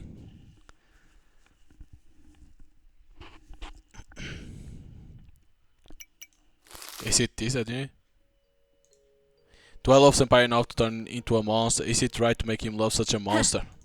I hesitate after all. Are my feelings for Senpai not strong enough? Then I don't need him that badly. The sudden realization that doesn't upset or even surprise me. Somewhere in the back of my mind I realized a long time ago that the fact of winning is more important to me. Yes, I want to win. Isn't frustrated to start the trial and not make it to the end. Unthinkable. So I must win, whatever the cost. Message sent. There's no going back now. See, lover, see? Why don't you compliment me? I've earned your praise. Why are you so quiet, that lover? Who are you anyway? I don't know what happens next. Just for a bit I'm distracted from my thoughts about the rich, and suddenly the world around me seems to turn off, like a TV screen. As if the Lord realized that there is no point in continuing. I'm plunged into darkness.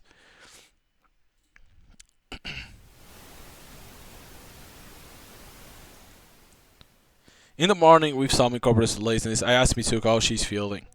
How I'm feeling? What do you mean? She's behaving as usual, nothing bad happened to her, so what was all the fuss about? Is it the dead lover's idea of a good time? Is he supposed to connect hearts, not fight his own boredom? Why will he do all this? For Yumi? I don't want small talk. Mitsuki leaves, and for the rest of the day, all I can think about is dead lover. Fuyumi, the spell works. Senpai brings me with joy, runs up to me and without hiding his feels squeezes my hand in his. I'm so glad to see you. I forgive me for speaking so broad, but would you want to start over? Huh? What you mean? Senpai hesitates, his cheeks turn scarlet, and definitely not because of cold weather. Deep inside I feel triumphant. It worked. I defeated you, dead lover. Defeated. I don't really want to start over something that never began in the first place, but the sheer fact of success is intoxicating. Sure, let's try. Hooray! My past self will found his embarrassed smile charming. What do you think, Fuyumi? Senpai is telling me about another card trick they invented at the club. Very interesting. Am I annoying with my stars? Is it that boring? No, it's tricks, just tricks. How can they surprise a person to survive 3 nights with the dead lover? I'm sorry. Senpai stories that had infused me with life while I was in the hospital now seem dull, faded, monotonous. They no longer evoke emotion. I would be happy if they were at least annoying, but no, I don't care at all. Senpai himself is just as indifferent to me. Do you still love it? Senpai pulls his hand out of his pocket and shows the paradise lying in the palm of his hand. Ah, yeah. I'm really glad. They are really important to me, and so are you.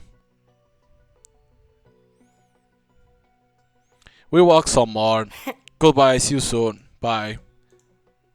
As soon as the pie figure disappears around the corner, I pull out the green cube from my pocket. Why am I carrying it around?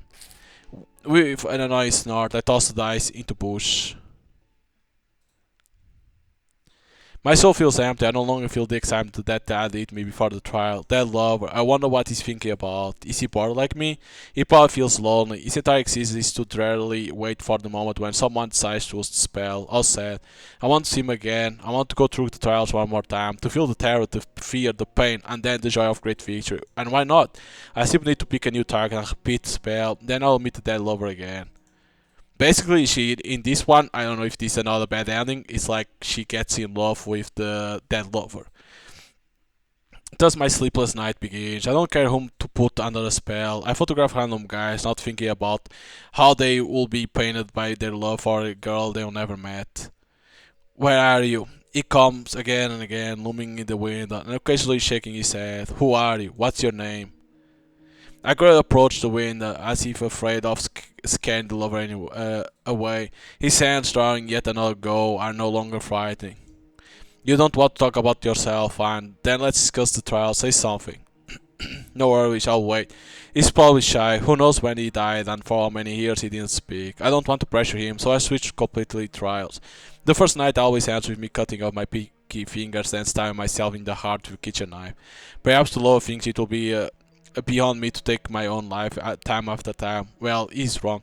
Each blow marks a new victory, and I can no longer imagine my existence without victories. Gradually, the lower press begins to seep into the room. At first I see a vague silhouette behind me when looking in the mirror, but soon it takes on human features. The translucent man resembles Senpai in some ways, though confusing the two is akin to madness. The love is different. He's much more than an average schoolboy who loves silly tricks. Most likely, I'm subconsciously trying on him a familiar image that shivers down my spine. I'm sure that in time, Senpai facial features will give away to the lover's true appearance. I can't help but go through the trials. They become more necessary to me than any drug. Without them, I feel empty and miserable. Time and again, night after night, I complete various trials. There is no end to the lover's fancy and to my happiness. The number of guys I bewitch are growing, but they sink their feelings from me not being reciprocated, sink into the depths of despair, and often kill themselves. I become a very popular girl. But I don't love them, just as I don't love Senpai anymore. Nevertheless, I successfully complete the trials. After all, my feelings are sincere and strong. My love is stronger than anyone else. Because I love you so much, that lover. One time I even bewitched the boy who was Mitsuki's target. Ironically, now he belongs to me as well. What do you have in store for me today, that lover? Whom do you love? Whom? You, silly. You know the answer. What is love? For me, love is a flow of continuing emotions that makes the world brighter and the air sweeter. Without love, I wouldn't survive. No, there is simply no point in living without the thrill of challenge and the pleasure of victory. Why defines you? I don't understand why the love is asking these strange nonsensical questions. Perhaps he just doesn't know how to properly talk to girls? Cute. Jesus. Cute, you are so cute, that lover. He's still shy and won't come into my room, appearing only in the reflection of the mirror. But I can touch his beautiful hands, hovering in front of the glass. Oh, how I love the moment before the start of the first trial. Why can't the night last forever? I want to always be with you, but we are only allowed to 3 nights, then we have to start all over again. Looking for a boy, taking a picture of him, painting a beautiful silhouette on the window. Why do I need all these bewitched people? I need only one, but he doesn't even want to talk to me. What if... Oh, why do brilliant thoughts come to mind so late? Now you'll be mine and only mine. I reluctantly pull away from the blank hand, pull my phone out of my pocket and take a few steps away from the window. Now I have a picture of my true love. The next reach will be special for us. Will I be able to reach you, dead lover? I automatically perform actions that have become a part of myself. I draw a silhouette on the window, put some lipstick on my lips, get ready to paint the head in the picture. A dull ache throbs in my temples, but I suspect it's from the lack of sleep. No worries, soon everything will be over. I turn off the light and begin to wait. Probably that never appears. Yep. Minutes drag on forever. I glance at the clock every now and then, but immediately look away, squinting because the glow of the numbers is too bright. 140, 228, 343. The outline drawn on the window never gets filled with blackness. The dead lover doesn't come today. I stay up until morning without catching a wink. Of course, I don't need easy victory. I prepare for a long and grueling battle. Night becomes surprisingly. Thought I don't remember going to bed or doing anything special. Will you come today? He doesn't come. There's no one outside the window again, but the lover's teasing only serves to fuel the fire of struggle in me further. Also again I spend the day as if in the fog, waiting for another opportunity to summon the dead lover. Come to me, come. He never appears. Where are you?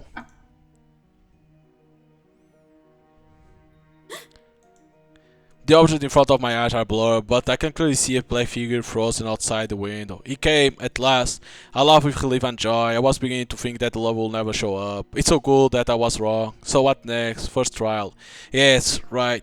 A pinky finger and a heart. I take a familiar road to the kitchen. The always sways like the deck of a ship in a storm. It's a nice variation. I haven't seen that before. The kitchen looks different as well. The lover no longer tries to frighten me with the sight of blood, which hasn't been evoking any emotion in a long time. Instead of a still picture, I'm shown a completely different reality. The outline of furniture triple, objects seem distorted and almost turned inside out. The only clear object amidst the man remains the knife, shining with a steely gleam in the middle of the table. Some things are constant, for example my love. To prove its unwavering strength, I take the knife and press the blade against the base of my pinky finger without hesitation. Today the pain isn't going anywhere. On the contrary, it's growing and burning with fire. I can hardly hold back my tears. It takes a lot of strength to pick up the knife again. My hands are shaking. I'll make it. In the name of love. Because there is no greater feeling in the world. My eyes darken, but I stubbornly bring the knife to my chest. All it takes is one strike. One. Why does it hurt so much? My vision goes black. The sharp pain makes me want to howl at the top of my voice. No matter. In the name of love, you'll put up with a lot more than that. She basically kills herself, because it's not even the dream. Or is it? As always, the morning greets me in bed. However, something's wrong. It doesn't take me long to realize that my hand is still aching with a dull throbbing pain. Why? My chest is also sore. The reflection in the mirror tells me that my shirt is torn at the point of impact, leaving a small cut on my skin. Usually as soon as the sun rose, the illusion would dissipate. This time the lover healed the fatal wound, but left a knife mark. Once again, things don't go as usual. What did I expect? I'm putting a spell on that lover himself, not some mere mortal. Surprise me more. The pain makes it hard to think straight. Is the first night over or not? Since my thing is missing, I'm still in the world of illusion, so the main trial is still ahead. Someone is ringing the doorbell. Have my parents retired? No, it's nonsense. Even back in Riyadh they never come so soon. Work, always work. And there's no way they will do it in an illusion. Can it be? Swaying on stubborn legs, I hurry downstairs. My heart pounds against my ribs like a bird against the bars of a cage. Hurry. I never tumble down the stairs, afraid that he will change his mind and leave. I'm here. My hand starts bleeding and it takes me a while to turn the doorknob. Here. Yes, it's he, my dear beloved, whose reflection I saw in the mirror. He's still resembling Senpai. I know it's only the mockery of an illusory world playing with image from my memory. But even with Senpai features, the lover looks different. He seems taller, radiates confidence and strength. Next to love, I want to be an ordinary girl, suffering from loneliness and sadness. You'll understand me, comfort me, support me. With him, I can be myself. Fuyumi, come in, don't be shy. He crossed the threshold, thought he seems hesitant, so the point of the try is to persuade the lover to stay. Come on in. I carefully closed the door, letting him to the hallway. It's amusing to watch the dead lover politely take off his shoes and walk into the lounge. I'm lost in speculation, not understanding what's required of me. Luckily, the lover himself gives me a clue. Your finger. Yeah, I got rid of it already. I frown, overcoming the pain in my temples. Pinky fingers, they are bound together by the scarlet thread of fate. Pinky fingers, scarlet thread. I cut off my pinky finger for the lover. So the lover must sacrifice his pinky finger for me, because love is the feeling of two people, not one. I finally realized I need to make it so that the scarlet thread connects us. Of course, what are you talking about? You know the answer. I smile widely and head for the kitchen.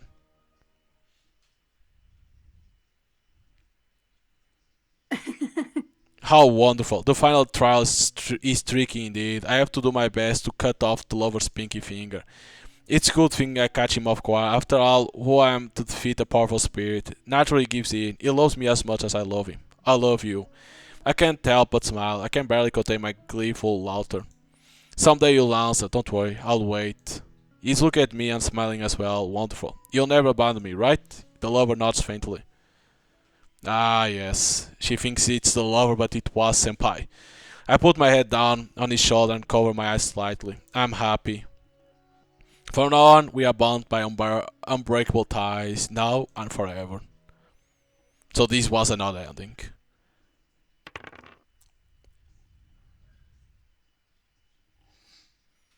So this was the third ending for this. Jesus. Has something disconcerted you again? I got confused and lost my way. There's no lighthouse guiding you in the memories of pity. No worries, I'll try again. Good luck. And they laugh, sing death. Yeah. How the hell do you even go? Do I need to choose the last one then? It's the only one that I never did.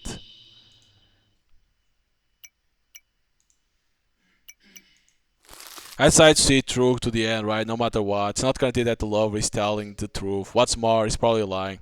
It can't ruin Mitsuki's life since she had stopped participating in the trial, she's safe. Meanwhile, I have to go forward for myself or Senpai. No way I'm backing down. Sam, this is it. I really sacrificed everything I could. Mitsuki suddenly opens her eyes. She sits up abruptly on the couch and jumps to her feet and grabs her head with her hands. Her eyes round. How could you? I take a step back, bumping into the coffee table. Fuyumi. No, you. How could you? What are you talking about? I saw him in my dream. The lover came and told me everything. You betrayed me. You was lying, right? A dream? I'm dreaming right now. Yes. Or not anymore. When did the trial end and reality begin? You... Oh shit, I pressed it so fast. I don't know what to say. I feel hot and cold. I just want to die. I didn't think that you... Didn't think? Didn't think? Are you shitting me? No, Mitsuki launched at me and digs her finger into my neck. I was trying to fight back, but the force with which the white fingers squeezed my throat is truly inhuman. Well, Fuyumi, are you happy now? Are you really willing to do anything for Senpai's love? Does he mean so much to you? You don't even know him, Fuyumi. You two knows nothing about each other. What does he like? What meals it tests? His favorite band? When is his birthday? Does he have siblings? Does he like animals? Can he ride a bike? What does he eat for breakfast? What is his name? You know nothing about him. She's right, but I still love him. If need, I'll accept all of him, his favorite dish, musical taste, and whatnot. I don't care. I don't care about you, Mitsuki, either. I haven't known you any longer than I've known Senpai, so why should I care about you? You are an outsider, nothing but a temporary episode in my life. Tomorrow you'll go home and I will block your number and put your very existence out of my mind. And live happily after you with Senpai. Mitsuki rounds her eyes, dumbfounded. Her grip loosens for a moment. I breathe in sweet air.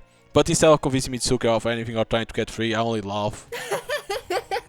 Mitsuki faces change. She looks at me with disappointment. What the repugnant gaze.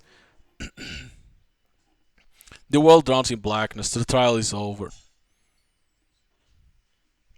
I wake in my bed, still wet, painted in pink, lipstick on the window is completely erased. Spell successful. Mitsuki is already awake. To my surprise, she acts as usual, as if nothing happened. In a trembling voice, I inquire if she remembers anything from last night. Mitsuki is generally surprised. According to her, she slept like a dead person and didn't even after him. She looks like she's fine. I feel immense relief.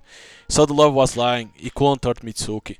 And he never actually armored us either. He just gave us believable visions. What a fool I was for being afraid. In a great mood, I say goodbye to Mitsuki and watch her figure sit down to the road. Never before has life seemed so beautiful to me. I look up at the sky. It's the same as when I sleep on ice in the alley. It feels like 100 years have passed, yet the sky is still the same. But back then I didn't know about Senpai, and now I'm new me, transformed and ready to love. My heart thumps unkindly in my chest. The match tone reminds me of that lover, but of course it isn't from him. The love is in the past, and now Senpai wants to see me. But he wants to talk immediately, and I think I know what about. For you, me. Senpai hugs me so tight he takes my breath away. He's saying something, but I don't listen, just to revel in his presence and warmth. Could I feel any happier? From now on, we are forever bound together. Forever. See, lover, I made it. My love is stronger than anyone else. Even Mitsuki gave up, but I didn't. Ain't I good? Come on, praise me, lover. Praise me, because I'm the one who made it so that Senpai can't leave without me. You know, for Yumi, yeah, I have a confession to make. I was so stupid, it's funny to say, but I thought I was in love with Mitsuki. What? Mitsuki? But it doesn't matter, it's in the past. Today I realized that I love you and only you. How could I be so wrong? Indeed, how? I feel empty inside. You won't believe me, but I even tried to put Mitsuki under a spell. What? Put under a spell? What are you talking about? Senpai laughs embarrassedly. Do you know the story of the dead lover? It's quite popular in the internet nowadays. So I decided to try it. I drew a silhouette with a black marker and stared at it at night. It was scary. Senpai, it can't be. Last night it was the third night. I bewitched Mitsuki. Why? I love you. That's ridiculous. Yeah, ridiculous. But now she loves me, right? Was it like its spell? Now she can't live without me? Indeed, so says the article on Shamrock. The one you put under the spell begins to love you and only you, blindless and incessantly. Of course, no one will put someone under a spell just to dump them afterwards, so I didn't even think about what happens to the bewitched if you suddenly say no to them. What will happen to Mitsuki? Condemn her to eternal suffering. Isn't fretting from unrequited love a torment? Isn't Mitsuki life going to become unbearable? So unbearable that it's easier to just end it once and for all? Senpai, what have you done? What have I done? Senpai continues to hug me and be puzzled about why you'll even taken up the spell in the first place. His voice is calming. I don't want to think about anything else. Neither Mitsuki nor the lover. I've already betrayed Mitsuki once before, didn't I? I willingly threw her into the depths of hell.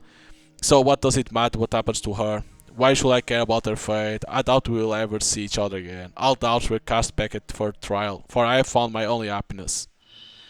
My precious love. Finish Fuyumi's arc, the love spell. So it was him that put Mitsuki under spell, but because Fuyumi did the spell to Senpai, that's why Mitsuki got cursed because of that. Because then he will end her with her and she will be internal suffering. My throat constricts with spasms. What's wrong? What happened? Fuyumi, she betrayed. Tomo clasps her hand together forcefully. Everything's fine. Yes, Fuyumi, she... Fuyumi who? I'll tell you in a minute. Just when I managed to calm down, I realized that I've been clutching something in my hands the whole time. I don't remember freeing her from the throbbing cardboard. The doll resembles Fuyumi a lot. Before she looked like a rosebud ready to bloom from her overflowing love. Now her deceived feelings are black droplets spewing from the split in her chest. A bright scarlet thread stretched from the ragged arm. How? The thread is connected to my own pinky finger. How come? I don't know. Force pulls the doll upwards towards the ceiling. Tied by the thread, my hand is swung up. The doll rises higher and higher. The fabric, the dress completely blackened. I rise on my tiptoes, but the thread forces my hand to follow higher and higher. It hurts. Hold on. Tomo grabs me by my wrist and pulls me down. The doll doesn't even flinch. The ceiling becomes indefinitely distant. If I keep going like this, I'll be sucked right into the inky maw. Or worse, the ligaments will fail and tear, leaving me without an arm. The doll shudders as it from silent laughter. A knife falls to the floor from beneath the blood-soaked hem. A second knife falls suit. The steel sweeps close to my face, scratching my cheek. Tomo yelps quietly. Stop! Hold on! Tomo grabs one of the fallen knives and tries to cut the scarlet thread, But as soon as I still touch it, a desperate cry pierced the room. Large scarlet drops flow down the thread. They crawl up my sleeve and soak the fabric more and more and sting my skin unbearably. Stop! Come on, stop! It hurts! The thread breaks. I collapsed to the floor coughing, my skin under the heavy sleeve burned with fire. I want to rip off my jacket, my sweat, and my very skin, leaving only emotionless bones just to get rid of the agony. The hell? A moment later, the vision vanished. The ceiling becomes the same, the knives dissolving among the Nokori stalks. The doll is nowhere to be seen. Oh, the pain is gone as well. I examine my hand in bewilderment, white and clear, not bound by a scarlet thread. Tomo helps me to my feet. How are you? I'm okay, but it's scary. Horribly scary. Tomo pokes the empty box with her index finger. The car box no longer holds an attachment that should have been severed. So what did you see? Mitsuki met a girl from another school. They tried to bewitch the boys they like, but an ancient man came on. Hold on, let me get my thoughts together. I tell Mom about how Fuyumi fell in love with senpai whose name remained a mystery to her. How vivid emotions become more important to her than love. How she sacrificed Mitsuki, condemning her to eternal torment to win. Cruel. Yes, insidious. And for what? I'm so damn angry. So what do we have? Mitsuki died because she couldn't stand the curse Fuyumi put on her. It's unfair. Mitsuki has nothing to do with some schoolgirl's stupid sugar dreams. Why does she have to pay for it? Because star magic makes people suffer? This is so damn unfair. Agreed. Or we don't know something. And I'm not quite sure why there are so many details in Mitsuki memories that she couldn't have known about. Oh indeed, she was asleep and not present for Yumi's third trial. I don't mean just the trials. You've seen Mitsuki herself, couldn't strange. Perhaps she came up with these moments? I don't know. Why do you think it's like that? Magic? So Mitsuki died because of the lover spell. This memory was rather vague ending. Not a vague at all. Fuyumi got her love. I think true love is great, but what Fuyumi had was different. Do you know what it is, love? And you've never liked any boy? No, of course not. What's the matter? I stammer, Mary flashed in my mind. A long time ago I knew a boy. I don't think I loved him, but we were little, but I was worried about him. He was sad, very sad, all alone. What was his name again? Something like, what happened to him? He was so sad often that I wanted to help him somehow, right? Totomo's bear plush will cheer him up, but making a gift didn't work out. I still don't have a Totomo bear plushie myself. I'm sure you'll have been thrilled to get a gift, of course, but no good deed goes unpunished. Something went wrong. What happened? Where is that boy now? What was his name? Could it be the dead lover? Why does my head hurt so much when I try to remember? Stop, the ritual and Mitsuki are more important now. Mitsuki, why don't you tell everything straight? Perhaps you simply haven't got to her true thoughts. Yeah, it would have been bad if I looked right into her head. It's like something is trying to confuse me and make me back away. It's quite possible. I hope the other memories will help and won't be so creepy. Inhale, exhale, exhale. Look, I'll show you a trick. What trick? Mitsuki senpai was a master, but I'm no worse. She waves her ori sleeve. And now, stretching outwards, Tom puts her other hand behind her back and pulls out. Oh, the Tomo bear. I collapse onto the bed in joy and surprise. It's a gift. It's so soft. I squeeze the toy with such force that the bear must have mentally put me on blackest list. How? A magician doesn't reveal his secrets. Hey, I took a risk. We are in a real world, right? But we are wearing clothes and you got your hat back. So thoughts are materially here. I want Totomo Bear to appear and here he is. It's awesome. Feeling better? Yeah, thank you. Tomo smiles with relief. She's so worried about me that she has even managed to create a plush toy out of thin air. Tom is so wonderful. Aki, what's wrong? Hold on, I'm concentrating. Why? It doesn't work. What's the matter? I wanted to give you a chest ball, but it seems I'm doing something wrong. Sorry, next time I'll definitely manage. Ah, Aki, you are so cute. Tomo suddenly wraps her arm around me, pulling me into a hug. Why? You are so damn cute.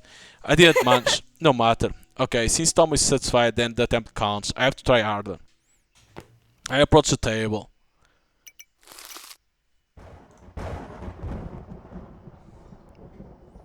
Alright. But I'm gonna stop here. Hope you guys enjoy your gameplay of Grace. How the hell do you save? Oh, over here. I was clicking over here, but it wasn't working. Of Grace, Posthumous, which, like, The game is long, like I can see that it is supposed to be 9 to 11 hours of reading.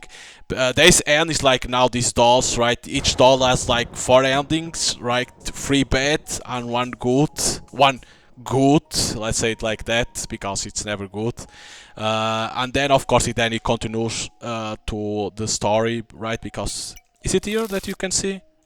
Yeah, because see, each one has 3 when I say 3 is bad endings, and then there is the good ending for each doll, let's say like that. But then it goes over here, it continues over here. There's 3 endings, bad endings, and then I don't know if this could be a good ending or not, but it will take longer. And but the game is pretty good. Like the artwork of the character and stuff like that is pretty good. Like creepy the things that they try to do, especially that one of Yumi, like trying to make the lover to end, and she's going crazy, things like that.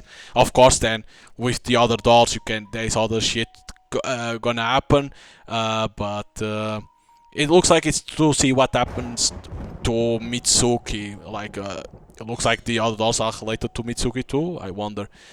So if you like this type of games, visual novels, you can buy the game on Steam. It costs like 11 euros and something, but you're gonna have a good time with it. Like the art style, the creepy stuff, endings. Of course, you need to like visual novels, but I think it's worth the money. Like they did a good. I don't know if it's only one developer or a few of them, but they did a good job. They or he did a good job with the game. Like it is very good. The problem is like it's a visual novel, and reading 9 to 11 hours is like it will take too much. So if you like what you saw, you can buy it, and like that you can even see the good endings. I don't even know if this game will have good endings. Like they say that there is 4 main endings, so you can try to see the 4 main endings. If they are good or not, I don't even know if it's possible to have good endings in this. So yeah, so hope you guys enjoy your gameplay of Grace Posthumous Wish, and see you guys next time.